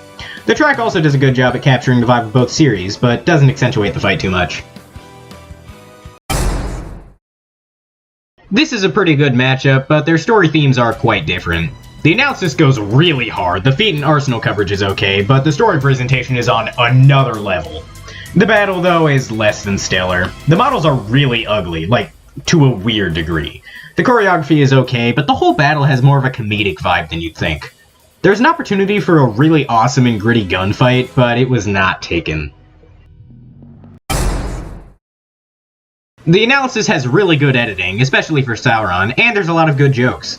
There's also good story coverage and feat calking, with a lot of poetic flair that makes the whole thing seem really epic. The battle has some pretty good action and creative power usage, but still leaves a lot to be desired. There's some cool moments, but less than other battles. At least the death is really epic. I actually think this is the best matchup for both of them. The analysis is pretty good, there's some nice editing, but nothing too crazy. The battle has really good choreography and dialogue, and the jokes are pretty solid. The track, which is pretty good, also syncs up to the death. Jocelyn was mentioned in 3 episodes before this across multiple seasons, but we're only now seeing what she looks like. This matchup doesn't really make a whole lot of sense. I know this episode is more lore-focused, but like, really? The analysis is decent, I like the presentation, but Randy's voice is really annoying after a second. The battle is actually pretty cool. The only bad part is when they take a break to continue analyzing for some reason. I really like the claymation part. The track, which is just called Oh Yeah, is actually a really good song and matches the animation excellently. This episode also confirms to us that Sarge from Red vs. Blue is Boomstick's dad. This episode also has Jocelyn, which automatically bumps up the analysis score. It also has pretty good story coverage and does an awesome job communicating the scale of the combatants, but it doesn't really feel as epic as it should. The battle has some pretty creative sequences, like how the aspect ratio is messed up at first, but then it turns out to be a setup for when Zatanna reaches through the camera. The music, Spellaholic Synonymous, is pretty good, but way too chill until the end when they're throwing around universes. Also, I want to point out that the beginning of this song is the same as the end of Spiral of Emotion from Simone vs. Kyle. This is a pretty good matchup, but they don't really have similar vibes. The analysis is decent, but the music doesn't really fit that well. The battle has good animation and choreography, but the dialogue and voice acting is iffy. Every part of the episode is really good except for one thing that holds it back from a higher score. This is a pretty good legacy matchup, but their powers are pretty different. The analyses are pretty good though. I like how they start out the same to highlight the differences between the characters. The jokes are just okay, but I like the recurring Shadow the Hedgehog bit. I also like how they brought back the "let's end this debate once and for all" that they used to do. The battle has some pretty stiff models, but the choreography is really good. Every move feels like it really does damage, like Hulk vs. Doomsday level, and the whole thing feels epic. The track is inhuman, and I don't really like it, but I'd be lying if I said hearing it in the animation didn't hype me the hell up.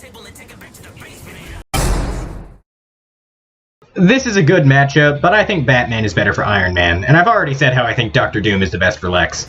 The analysis covers the story pretty well, but there's not a whole lot of scaling, so you don't really know the limits of their power. The battle, though, is when 3D animation started to get really good. The characters move well, and the backgrounds actually have some detail. The dialogue is also really good, and the voice acting is great, especially the recontextualized "I've been playing human" speech. However, while that speech is good, the part right after is a bit too full of effects to properly track, and the whole battle still has some wonky animation moments. From what I can gather, these two don't have a whole lot of stealth-based matchups, so this is pretty good. The analysis covers the story and Arsenal pretty well, but kind of drags after a while. There's also not a whole lot of scaling, but these two are physically closer to normal humans than most combatants, so I guess it makes sense. The battle is pretty good. It plays more like a short film than a death battle, which is a good thing. Having Grimm and Otacon pitch in to give their commentary while Snake and Sam go head-to-head is a great choice. There is less action than most battles, but the parts we do get are great, from the fight in the bathroom to the scuffle in the darkness at the end. The death is kind of unfortunate though, because the music, which is pretty good, cuts out at the end, just like Lara vs. Nathan. That does hurt the score a little bit. This was my favorite episode back in the day, and it still holds up. I don't really get the matchup since Base is much better for Metal Sonic, but it still works. The analysis covers the story excellently, and there's even some pretty good feat calcing. The music also sets the mood quite well. Really the only problem is that they mess up some stuff for Metal Sonic. The battle has some pretty good choreography, and the sound effects are nice and meaty, and the abilities bounce off each other well. The pseudo 3D moments are admittedly a bit goofy, but they don't take away from the fight that much. Also, the death is really awesome. I do have to subtract points for the verdict, which is wrong. Metal Sonic is faster, and with Metal Overlord is way stronger. The matchup seems obvious from the names, but quickly falls apart under more scrutiny.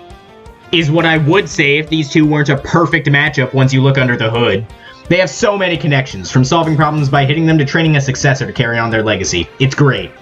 The analysis has way better scaling and stuff than most episodes, but it does lose points because they go through All Might's entire analysis without bringing up All for One a single time.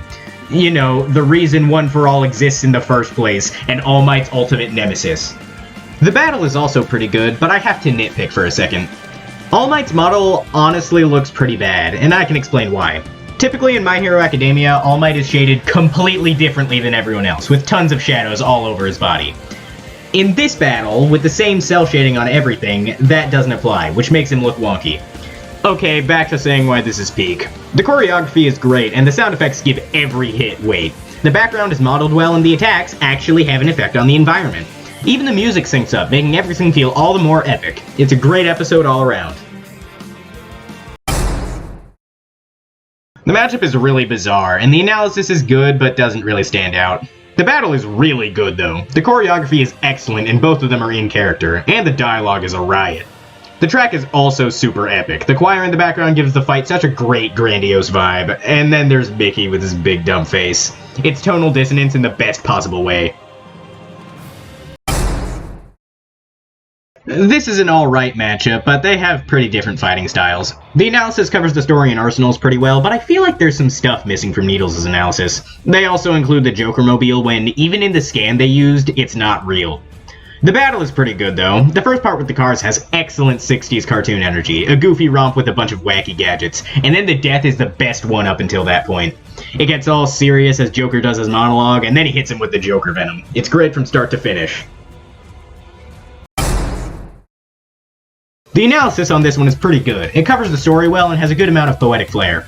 The feat calcing leaves a bit to be desired though, and I do have to subtract points for being intentionally misleading during Tetsuo's analysis with the whole Big Bang thing. Tetsuo's sprite in the battle is really lanky for some reason, but the action and voice acting is really good, so it balances out. These two are each other's best matchup. There are so many connecting vibes and themes. The analysis does the story pretty well, but the scaling of the infinite universes or whatever is nowhere near as grandiose as it should be, which makes the whole thing kinda drag. The battle has really good sprites and animation, the action is slow and heavy, and it works. The voice acting is really good, and the dialogue goes so goddamn hard, man. Every line is quote-worthy. The track, Hell's Angels, is also phenomenal. Its slower tempo fits great with the action, and it syncs up to the battle really nicely. Where this all falls apart is the death. It starts out amazingly, with the Ghost Rider vs. Lobo callback and Zarathos getting the penance stare turned back on him, but then the rest is just a slideshow of comic panels. That's kind of a letdown. Initially I didn't agree with the verdict, but they explain it really well in the post-analysis, so they successfully convinced me.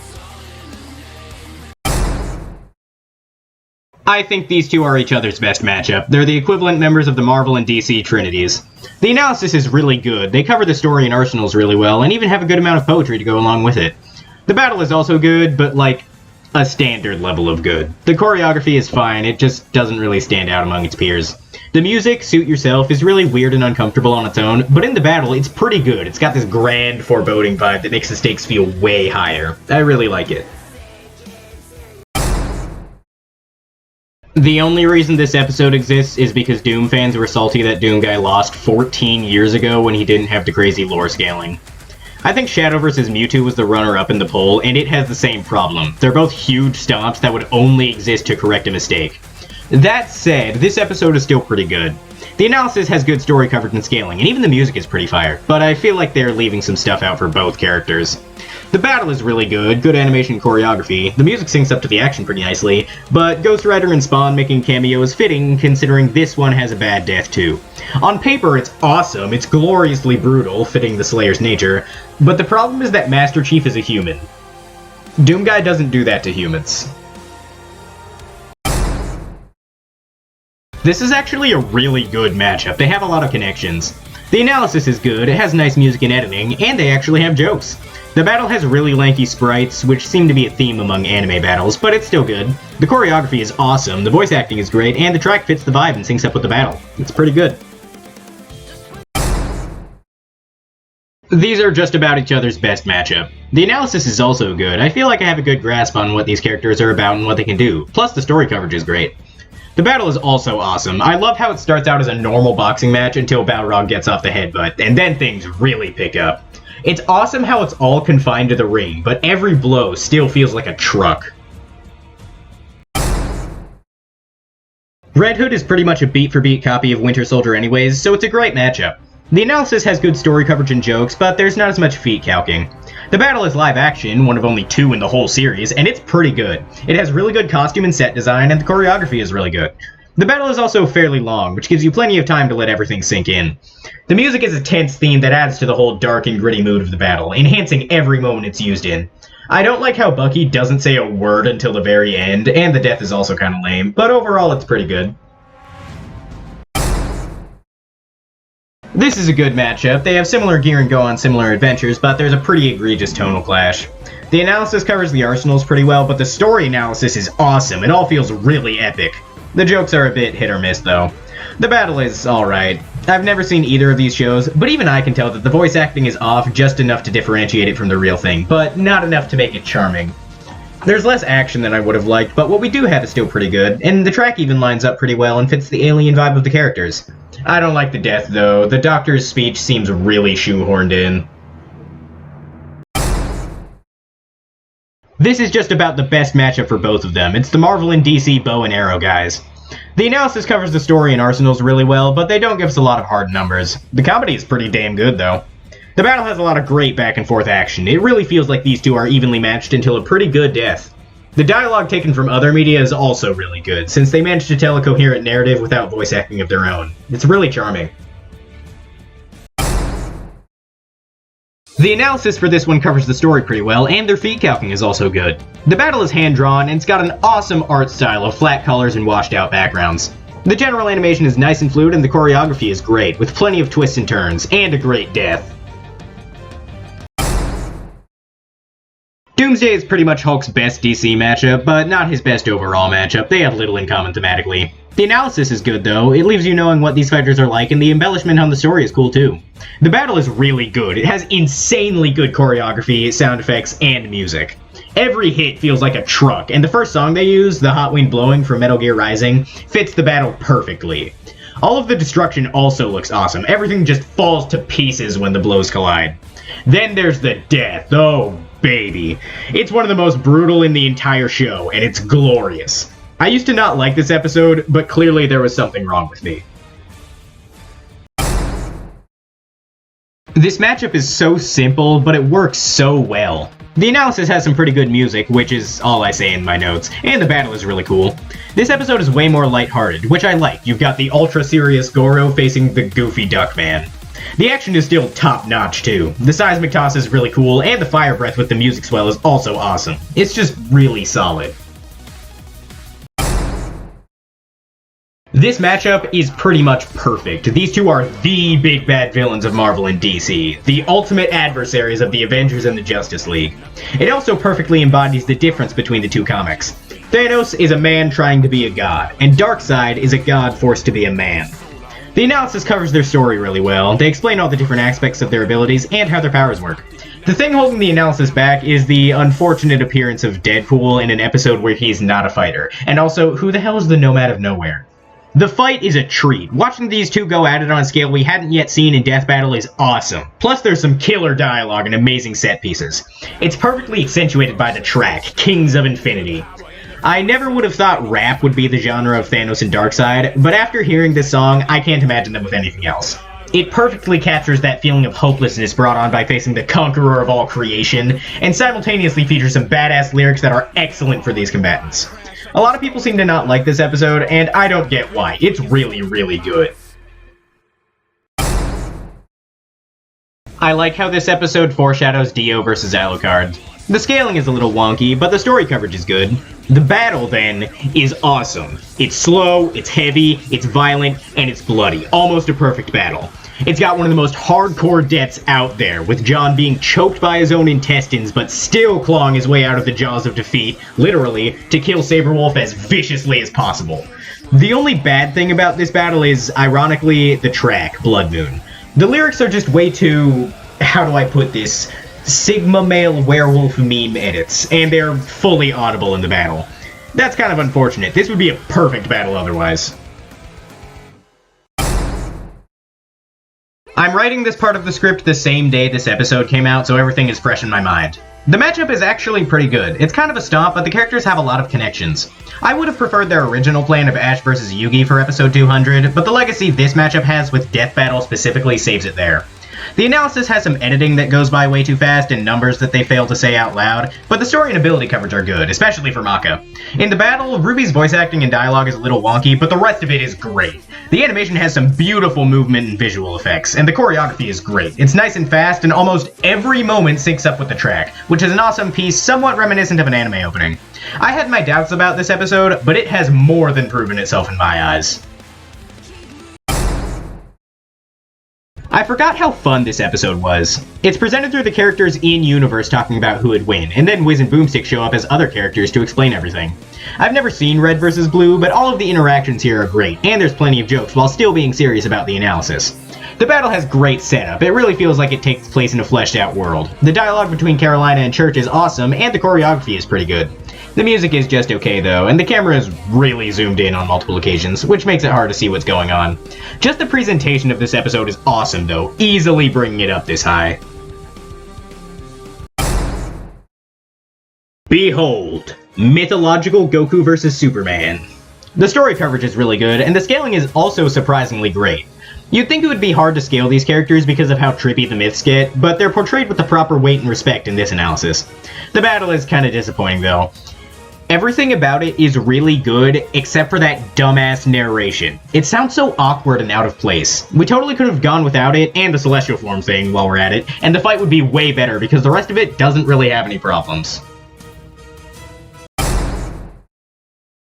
This matchup isn't that good, but the episode is great. The analysis covers the story really well, especially with the more obscure stuff in F-Zero, and the feat counting is also pretty good. The battle has really nice sprites and choreography, and the sound effects are nice and meaty. The track also syncs up to the fight really well. It's nice. This is the best battle royale by a country mile.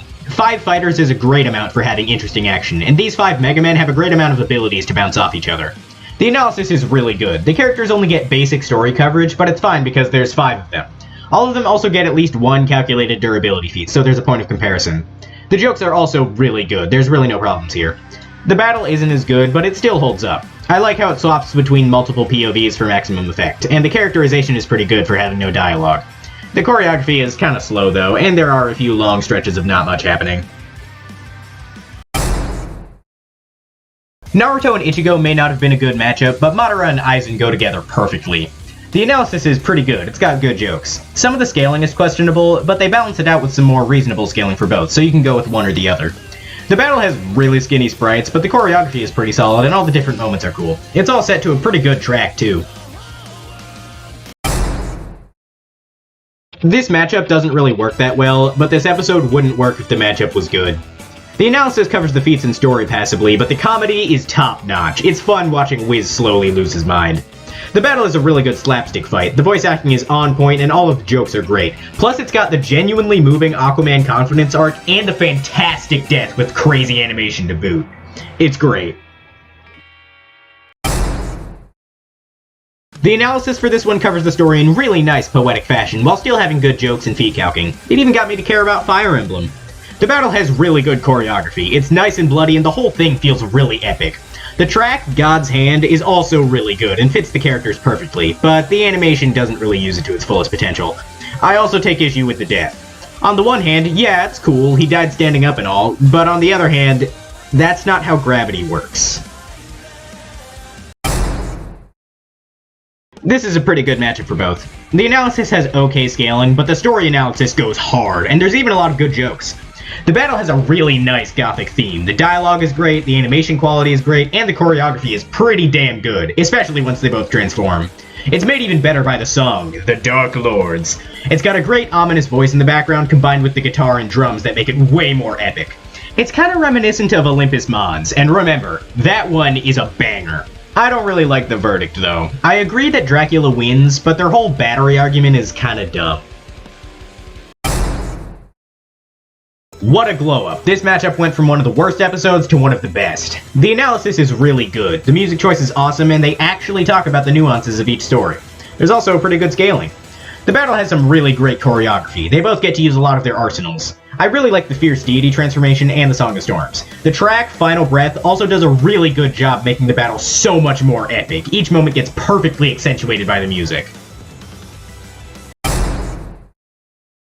This one looks to be in copyright hell. I had to watch an upload with Spanish subtitles by Argentinian Deadpool. Shout out my goat. It's especially unfortunate that this episode is in limbo because this is the first appearance of Dummy. Anyway, Beerus' analysis is missing quite a lot of story, but Sailor Galaxia's is way better with the story and such, so it balances out.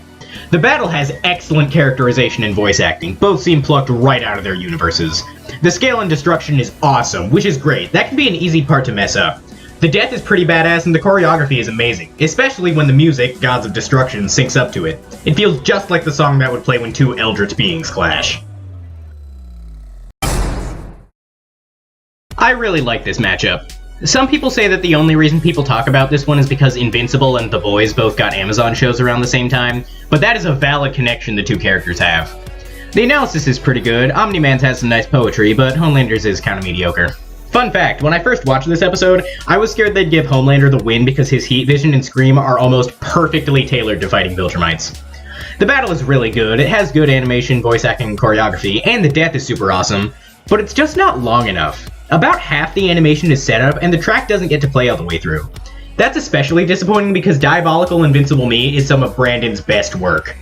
Even if the animation wasn't changed, that last chorus could still play during the death and it would work. These two have plenty of good connections, but their powers don't really bounce off each other that well, and it's kind of a stomp. I've heard that using Heroes Goku Black makes it more even, but they didn't do that. The analysis is good, but they interrupt the really good Zamasu analysis with the Battle of God's Feet, which is jarring. The battle, on the other hand, is just about perfect. The voice acting is top-notch, and I love how it recontextualizes Quicksilver versus Flash. The choreography is okay, but the real treat is watching Thawne and Black kill each other over and over again across time, but failing to put the other down. The death is also amazingly brutal. This matchup doesn't really work. They have a few connections, but Vegeta is much more in touch with his pride than Thor is.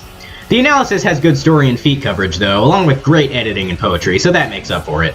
Then there's the battle, which is one of the best animated sprite battles they've ever done. One of the best animated battles, period. The effects are gorgeous, especially the final flash, and the choreography is great. I used to think Thor didn't do enough, but upon rewatch, he does quite a lot. All of his hits put Vegeta on the back foot, except when Ultra Ego first shows up. The music makes it all even better. Not only is Princes of Pride a banger, but it syncs up to the animation really well. Whenever there's a slow moment in the animation, the song gets quiet to compensate. Conversely, when there's a moment meant to be hype, the music goes off even harder. I agree with their verdict, but not their scaling. Both Thor and Vegeta should be way stronger.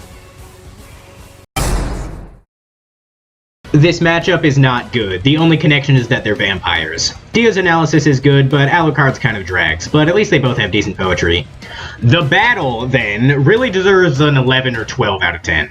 The choreography is good, the escalation from the street to climbing up buildings and blowing things up is awesome, but what really makes this battle rank so high is the dialogue and voice acting. Both are top tier, with crazy aura farming moments like the "I want to rule the world" line, and of course, a real fucking vampire. The passion put into the voice really sells it. The music is also pretty good. It's a great gothic track that syncs up to the battle nicely, especially when Dio freezes time and blasts the zombie army in that one scene. This was the first live-action battle they did, and it's really good. First of all, the matchup is excellent. They're about each other's best Marvel and DC matchups. The analysis covers the story pretty well, but I don't like how they skip a lot of Dick's backstory and go straight to the Nightwing stuff. Daredevil's is better. The battle is amazing. The costume and set design are perfect. It almost tricks you into thinking this is an official crossover event. The choreography is also really solid. It looks like a real fight. This is helped by the music, which is a haunting piano track that gives the whole fight a super dire vibe.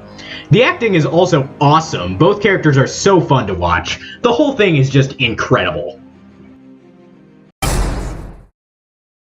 The matchup is probably both characters' best. I really like how Bill and Discord mess with the analysis, that's a nice touch.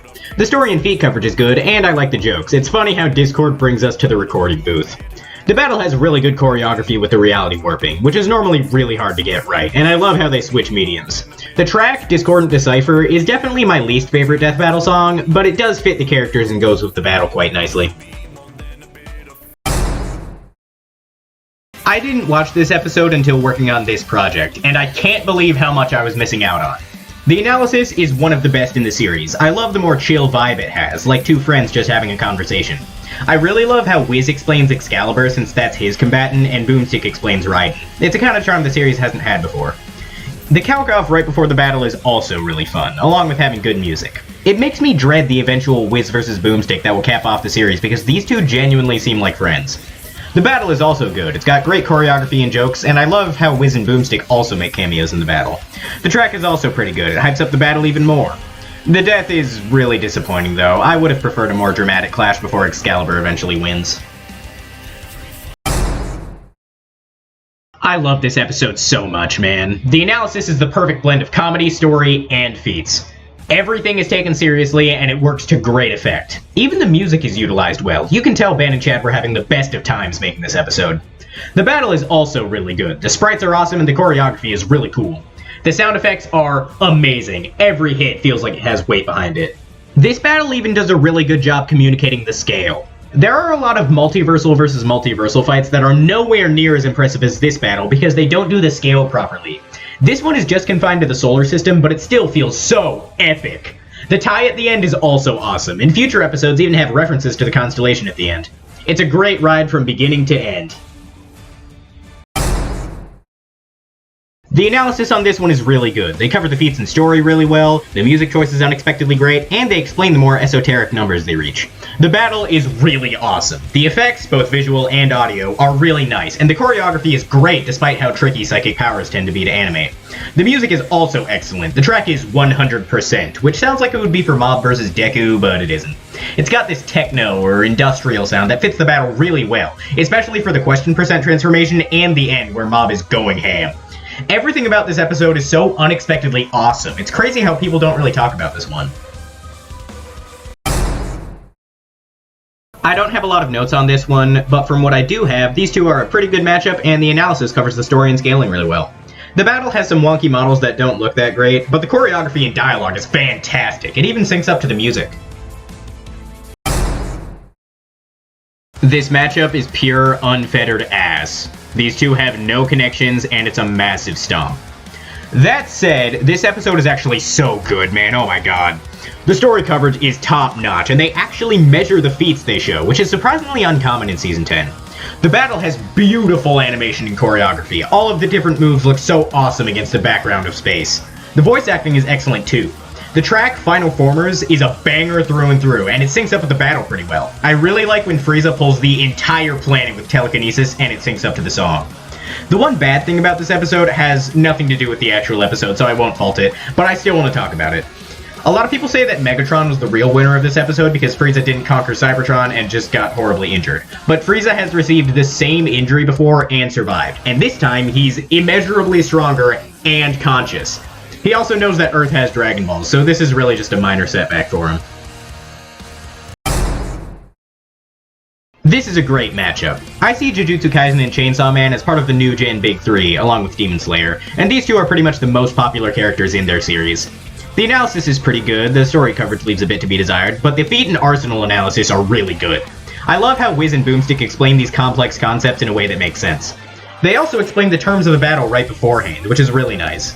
The battle has some really lanky sprites, and the joints are way too pronounced whenever they bend, but the choreography, voice acting, and overall animation quality are really good. The track even syncs up to the battle really well. Hindsight has catapulted this episode's matchup score way up.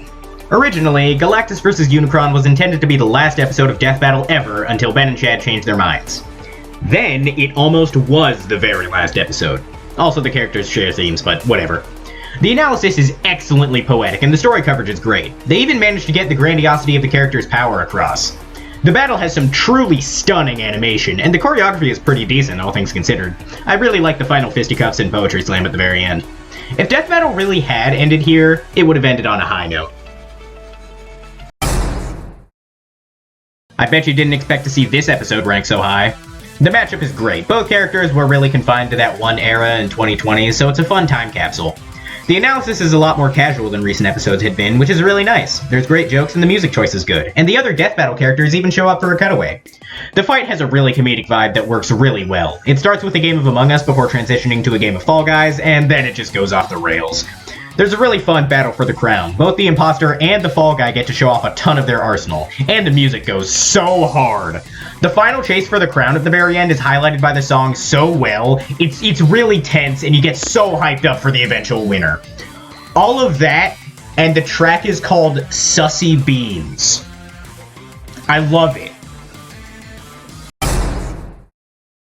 The analysis on this one is fine, not that special compared to its peers, but the battle is really good. It's more comedy focused, but it still has spectacular choreography and animation. The track also fits excellently. It's got that campy cartoon vibe while simultaneously being epic as all hell. I got out of my seat and cheered when the music swelled for the Asura's Wrath reference. There's a great death too. I like how it's a tie, so they just kill Eustace. The matchup is just okay, and the analysis can kind of drag near the end, but it still has some good poetry. The battle is easily the best part. It's hard not to have a huge smile on your face while you're watching it. I really love how the track, Balderdash, doesn't kick in until Popeye eats the spinach, and then it continues to be a super hype track that syncs up with the battle really well. The choreography is pretty solid and the animation quality is great. I love the style switches into sprites and then into 3D. Other battles have done brief style changes, usually from sprites to hand-drawn, but this is on another level. This battle also gave me my sleep paralysis demon 3D Popeye, so I have to give it credit for that. There's also the utterly fantastic death, with Saitama finally getting that serious fight he wanted. It all combines to make a really good episode. I'm confident in calling this the best analysis in the series. Everything from the editing to the feat counting is excellent, and who can forget the unmatched story presentation? Everything goes so hard, there's so many quote-worthy lines and a lot of poetic flair. This analysis was so good, it actually got me to watch My Hero Academia, and now that's one of my favorite stories of all time. They also actually get the themes of the stories in a My Hero Academia episode right for once. That's another thing, the matchup is great. Shigaraki and Mahito share a lot of powers and vibes, but the real kicker is how both of them represent the ideological opposite of their protagonists, Deku and Yuji. Combined with the awesome story analysis, it's just perfection. The battle is also pretty good. I haven't been a fan of Moro's style of choreography in other battles, but here the slower attacks have really good sound effects, voice acting, and visuals to them, so they feel like they hit hard. There's also a ton of awesome moments, mostly for Mahito, culminating in the Domain Expansion, one of the coolest ultimate attacks in any death battle. That's actually why I can't give the battle a perfect score, though.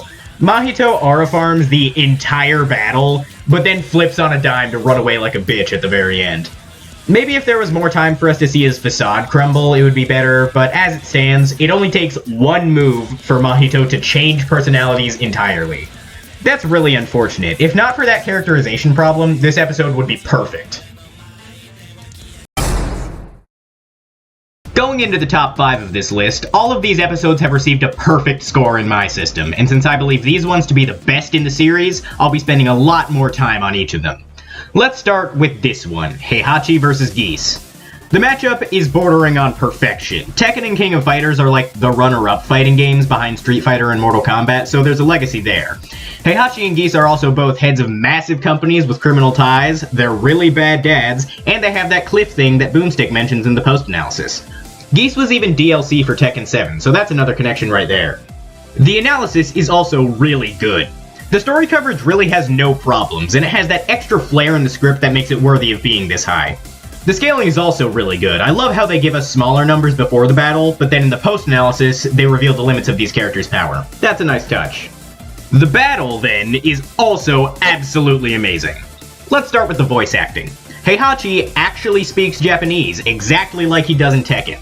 I can't speak to the accuracy of Geese's voice, but the broken English is a nice touch. The dialogue works perfectly for the voices. There's so many cool lines like Geese constantly saying, "Predictable," and Heihachi's "Back to hell with you" for the death. The choreography is great, but I really can't talk about it without also bringing up the music. Kings of Iron is a really good track. It fits the vibe of both characters perfectly. In fact, it's so good that I initially thought it was an actual song from Tekken or King of Fighters, and I was really disappointed when I couldn't find it in Super Smash Bros. Ultimate. This battle would not work without the music. It syncs up with the choreography so perfectly. It gets more intense when the battle speeds up and slows down when Geese and Heihachi are just talking. It even almost repeats itself when Geese is spamming chi attacks. It also syncs up with the death perfectly. The punch exchange and then the music kicking in is so hype, and the continued build-up until Geese finally gets impaled on the stalagmite is unimaginably peak. The whole battle also feels really close. Geese has Heihachi on the back foot on many occasions, and when Heihachi finally throws him into the volcano, it feels earned. This episode really doesn't get the credit it deserves. From start to finish, it's a fun ride, with a nearly perfect analysis, excellent comedy, and a battle that will keep you on the edge of your seat until the very end. Very few other episodes can claim to have no major issues like this one can. Trunks vs. Silver is about the best matchup for both of them, since Silver was inspired by Trunks and few other characters have the same vibes or story. Making it their alternate versions that are way more powerful is just the cherry on top. The analysis is also very good. They cover the crazy stories in great detail so you know exactly what these characters are like. This episode also features Jocelyn, and it's always nice to see the extended Death Battle cast. Her involvement also makes the story analysis so much better, since she has such a grandiose way of explaining everything. Even the music is done really well. All of the pieces they chose are really tense and hype up the eventual battle even more. The scaling is also done surprisingly excellently. Even though these characters are so strong that measuring them becomes basically pointless, the sheer magnitude of their power is communicated very well, so this really feels like the biggest death battle ever up until that point. It's great. The battle is also awesome. It would be a crime if it wasn't. The animation quality is phenomenal all around, and the voice acting is great. The characters sound appropriately cheesy while still being cool as all hell. The only problem is that the music isn't used fully. The track is Hedge of Tomorrow, and it's a really epic track that fits the characters well, but a lot of it isn't actually used. It's either cut off by a big moment or replaced with a quieter part to accentuate a joke. That said, the choreography is still really epic. Silver's telekinesis is utilized very well. I love how he throws chunks of the moon, and the death also fits with his abilities. Trunks also gets a ton of cool moves. Every time he gets close, he absolutely dominates. It's a great way to show the difference in abilities. Then there's The Verdict, which is getting its own whole section. This episode was released in the latter half of Season 9, after Mario vs. Sonic 2, which was terrible, after Flash vs. Sonic, which was disappointing, and after Shadow vs. Ryugo, which existed out of pity. Even now, Death Battle seems to have some kind of bias against Sonic. Going into this battle, I was sure that Silver was going to lose. I made peace with that. So when I say that Silver resisting the Key Sword is one of the best moments in the whole series, I mean it. Not only that, but Silver kept going and won the whole battle in a way that made sense. I popped off so hard when that winner screen appeared. This battle absolutely deserves its spot in the top 5. It has a great analysis and battle, and is one of the biggest upset episodes in the whole series. What more needs to be said? Yeah, I'm just as surprised as you are. When I started this project, I expected Hulk vs. Broly to place respectably, but not super high, like 30s or 40s. I did not expect for it to be the first episode to get a perfect score. I assure you, I can explain. First off, the matchup is genuinely perfect. Both are big green Goliaths with severe daddy issues that get stronger and stronger into infinity as their rage increases. Both of them also have more than just their anger under the hood. If not for Hulk's weird meta-narrative scaling that he's gotten more recently, I would still say that this is his best matchup. The analysis is also great. The presentation of the story is excellent. Both characters get plenty of elaboration, and there's even a good amount of poetic flair. We also get more of Boomstick's backstory in a cutaway, and that moment is genuinely moving. The scaling is also done pretty well. Their abilities are explained, and then we get to hear just how powerful they can get. Even the music is good. The battle is the part I have the most to say on. The animation quality is phenomenal. The models are a bit wonky, but when they're in motion, you can't really notice. The destruction is also great. It starts off pretty minimal, but once they get into space, it's amazing. They blow up so many planets, they shatter reality. It's exactly the level of mindless chaos I love for battles at this scale. The dialogue is fantastic. Hulk and Broly steal each other's catchphrases, and throughout the fight, Hulk continues to egg on Broly more and more, finally culminating in the excellent break everything line. The choreography is great. It's fast and the sound effects are nice and meaty. There's a bunch of cool beam attacks and gorgeous effects on each strike. The music makes it all better. Ikari is just okay on its own, but in the battle, it enhances every moment it's used in. I adore how it starts out quieter to match the smaller scale part of the animation, then by the final headbutt clash, it just goes off. The death is also really cool. It really feels like this took everything out of both combatants. It's amazing. The verdict is a lot more controversial, but I think it makes sense. With the information they had to go off of at the time, Hulk couldn't come back from destruction on an atomic level, and Broly had all the right tools to bring on that annihilation. Nowadays, Hulk does pretty handily overpower Broly and regenerate from all his attacks, but this episode hit the sweet spot where Hulk didn't have enough strength to overcome Broly and couldn't come back from total obliteration. I know a lot of people will disagree with this placement, but I trust my judgment enough to keep this episode at number 3. Like it or not, this episode needed to exist. Goku vs. Superman 1 was 10 years ago at that point, with extremely outdated scaling and animation. Goku vs. Superman 2 was a travesty that disrespected both characters and was too soon after the first to have a meaningful change in scaling. This episode completes the trilogy and provides a chance to finally create the perfect video for the perfect legacy matchup. Fortunately, this episode lives up to the hype. I actually think this and my top pick are interchangeable, but at this time, I think my choice for number 1 is more entertaining. The analysis is fantastic. Not only are the story coverage and music perfect for the sheer magnitude of this matchup, but they completely redo their scaling for both characters. Goku gets a way higher Battle of Gods feat calculation, and they even go back on their sides for the DC universe that they had been using for almost a decade. There's also some incredible editing to go along with it. The battle almost can't be described with words. I gave it a 10, but it really deserves a 20 or 30. The animation is unbelievably good. The visual effects like the energy blasts, heat vision, and melee strikes are insane. The scale is also done well. It's technically not as destructive as other episodes like Hulk vs. Broly or Chuck vs. Segata, but stuff like blowing up the moon and slicing up the mountains gives the battle so much more weight. Superman's punches even break time and space in that one part, giving us glimpses of other versions of Goku vs. Superman. The choreography is great. There are so many fast exchanges and epic moments, like the fight in space and Ultra Instinct finally coming out. It all syncs up to the music too, and boy, what a banger it is. Super is some of Brandon's best work ever. It perfectly captures the vibe of this battle between these two titans of pop culture. Every moment is given so much more grandiosity because of this track, even the small moments like Goku throwing Superman by the cape. The song also allows for one of, if not the best scene in all of Death Battle, the last Kamehameha. I cannot think of a better finale to a Legacy matchup like this. It even redeems Alive by reusing the Watch Me Come Alive line yet again to become a triumphant anthem of fighting to the absolute best of your ability. It's amazing. I also want to talk about the verdict. Yeah, it's correct, everybody saw that coming, but I really want to highlight Wiz's whole spiral at the end, because it perfectly encapsulates what power scaling is, and rectifies the atrocity that was Goku vs. Superman 2. Why are we removing these characters from their worlds and forcing them to fight? Because it's fun. And that's the only justification we need.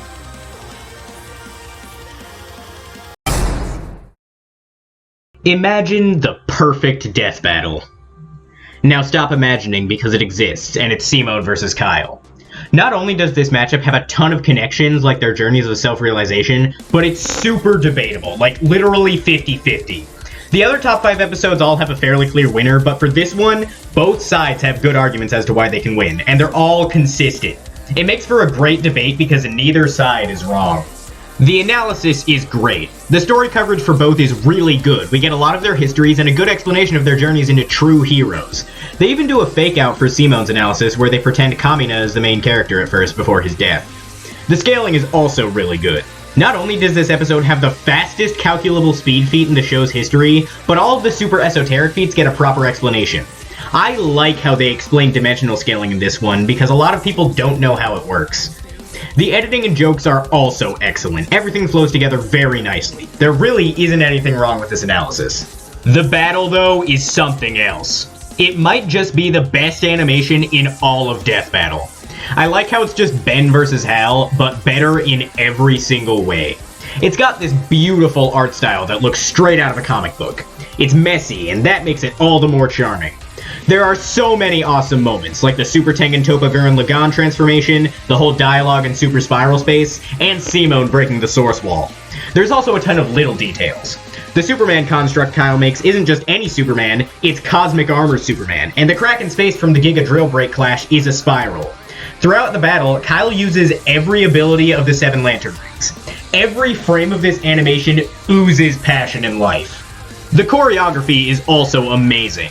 Kyle is super creative with his constructs. He makes a ton of cool stuff to achieve simple goals.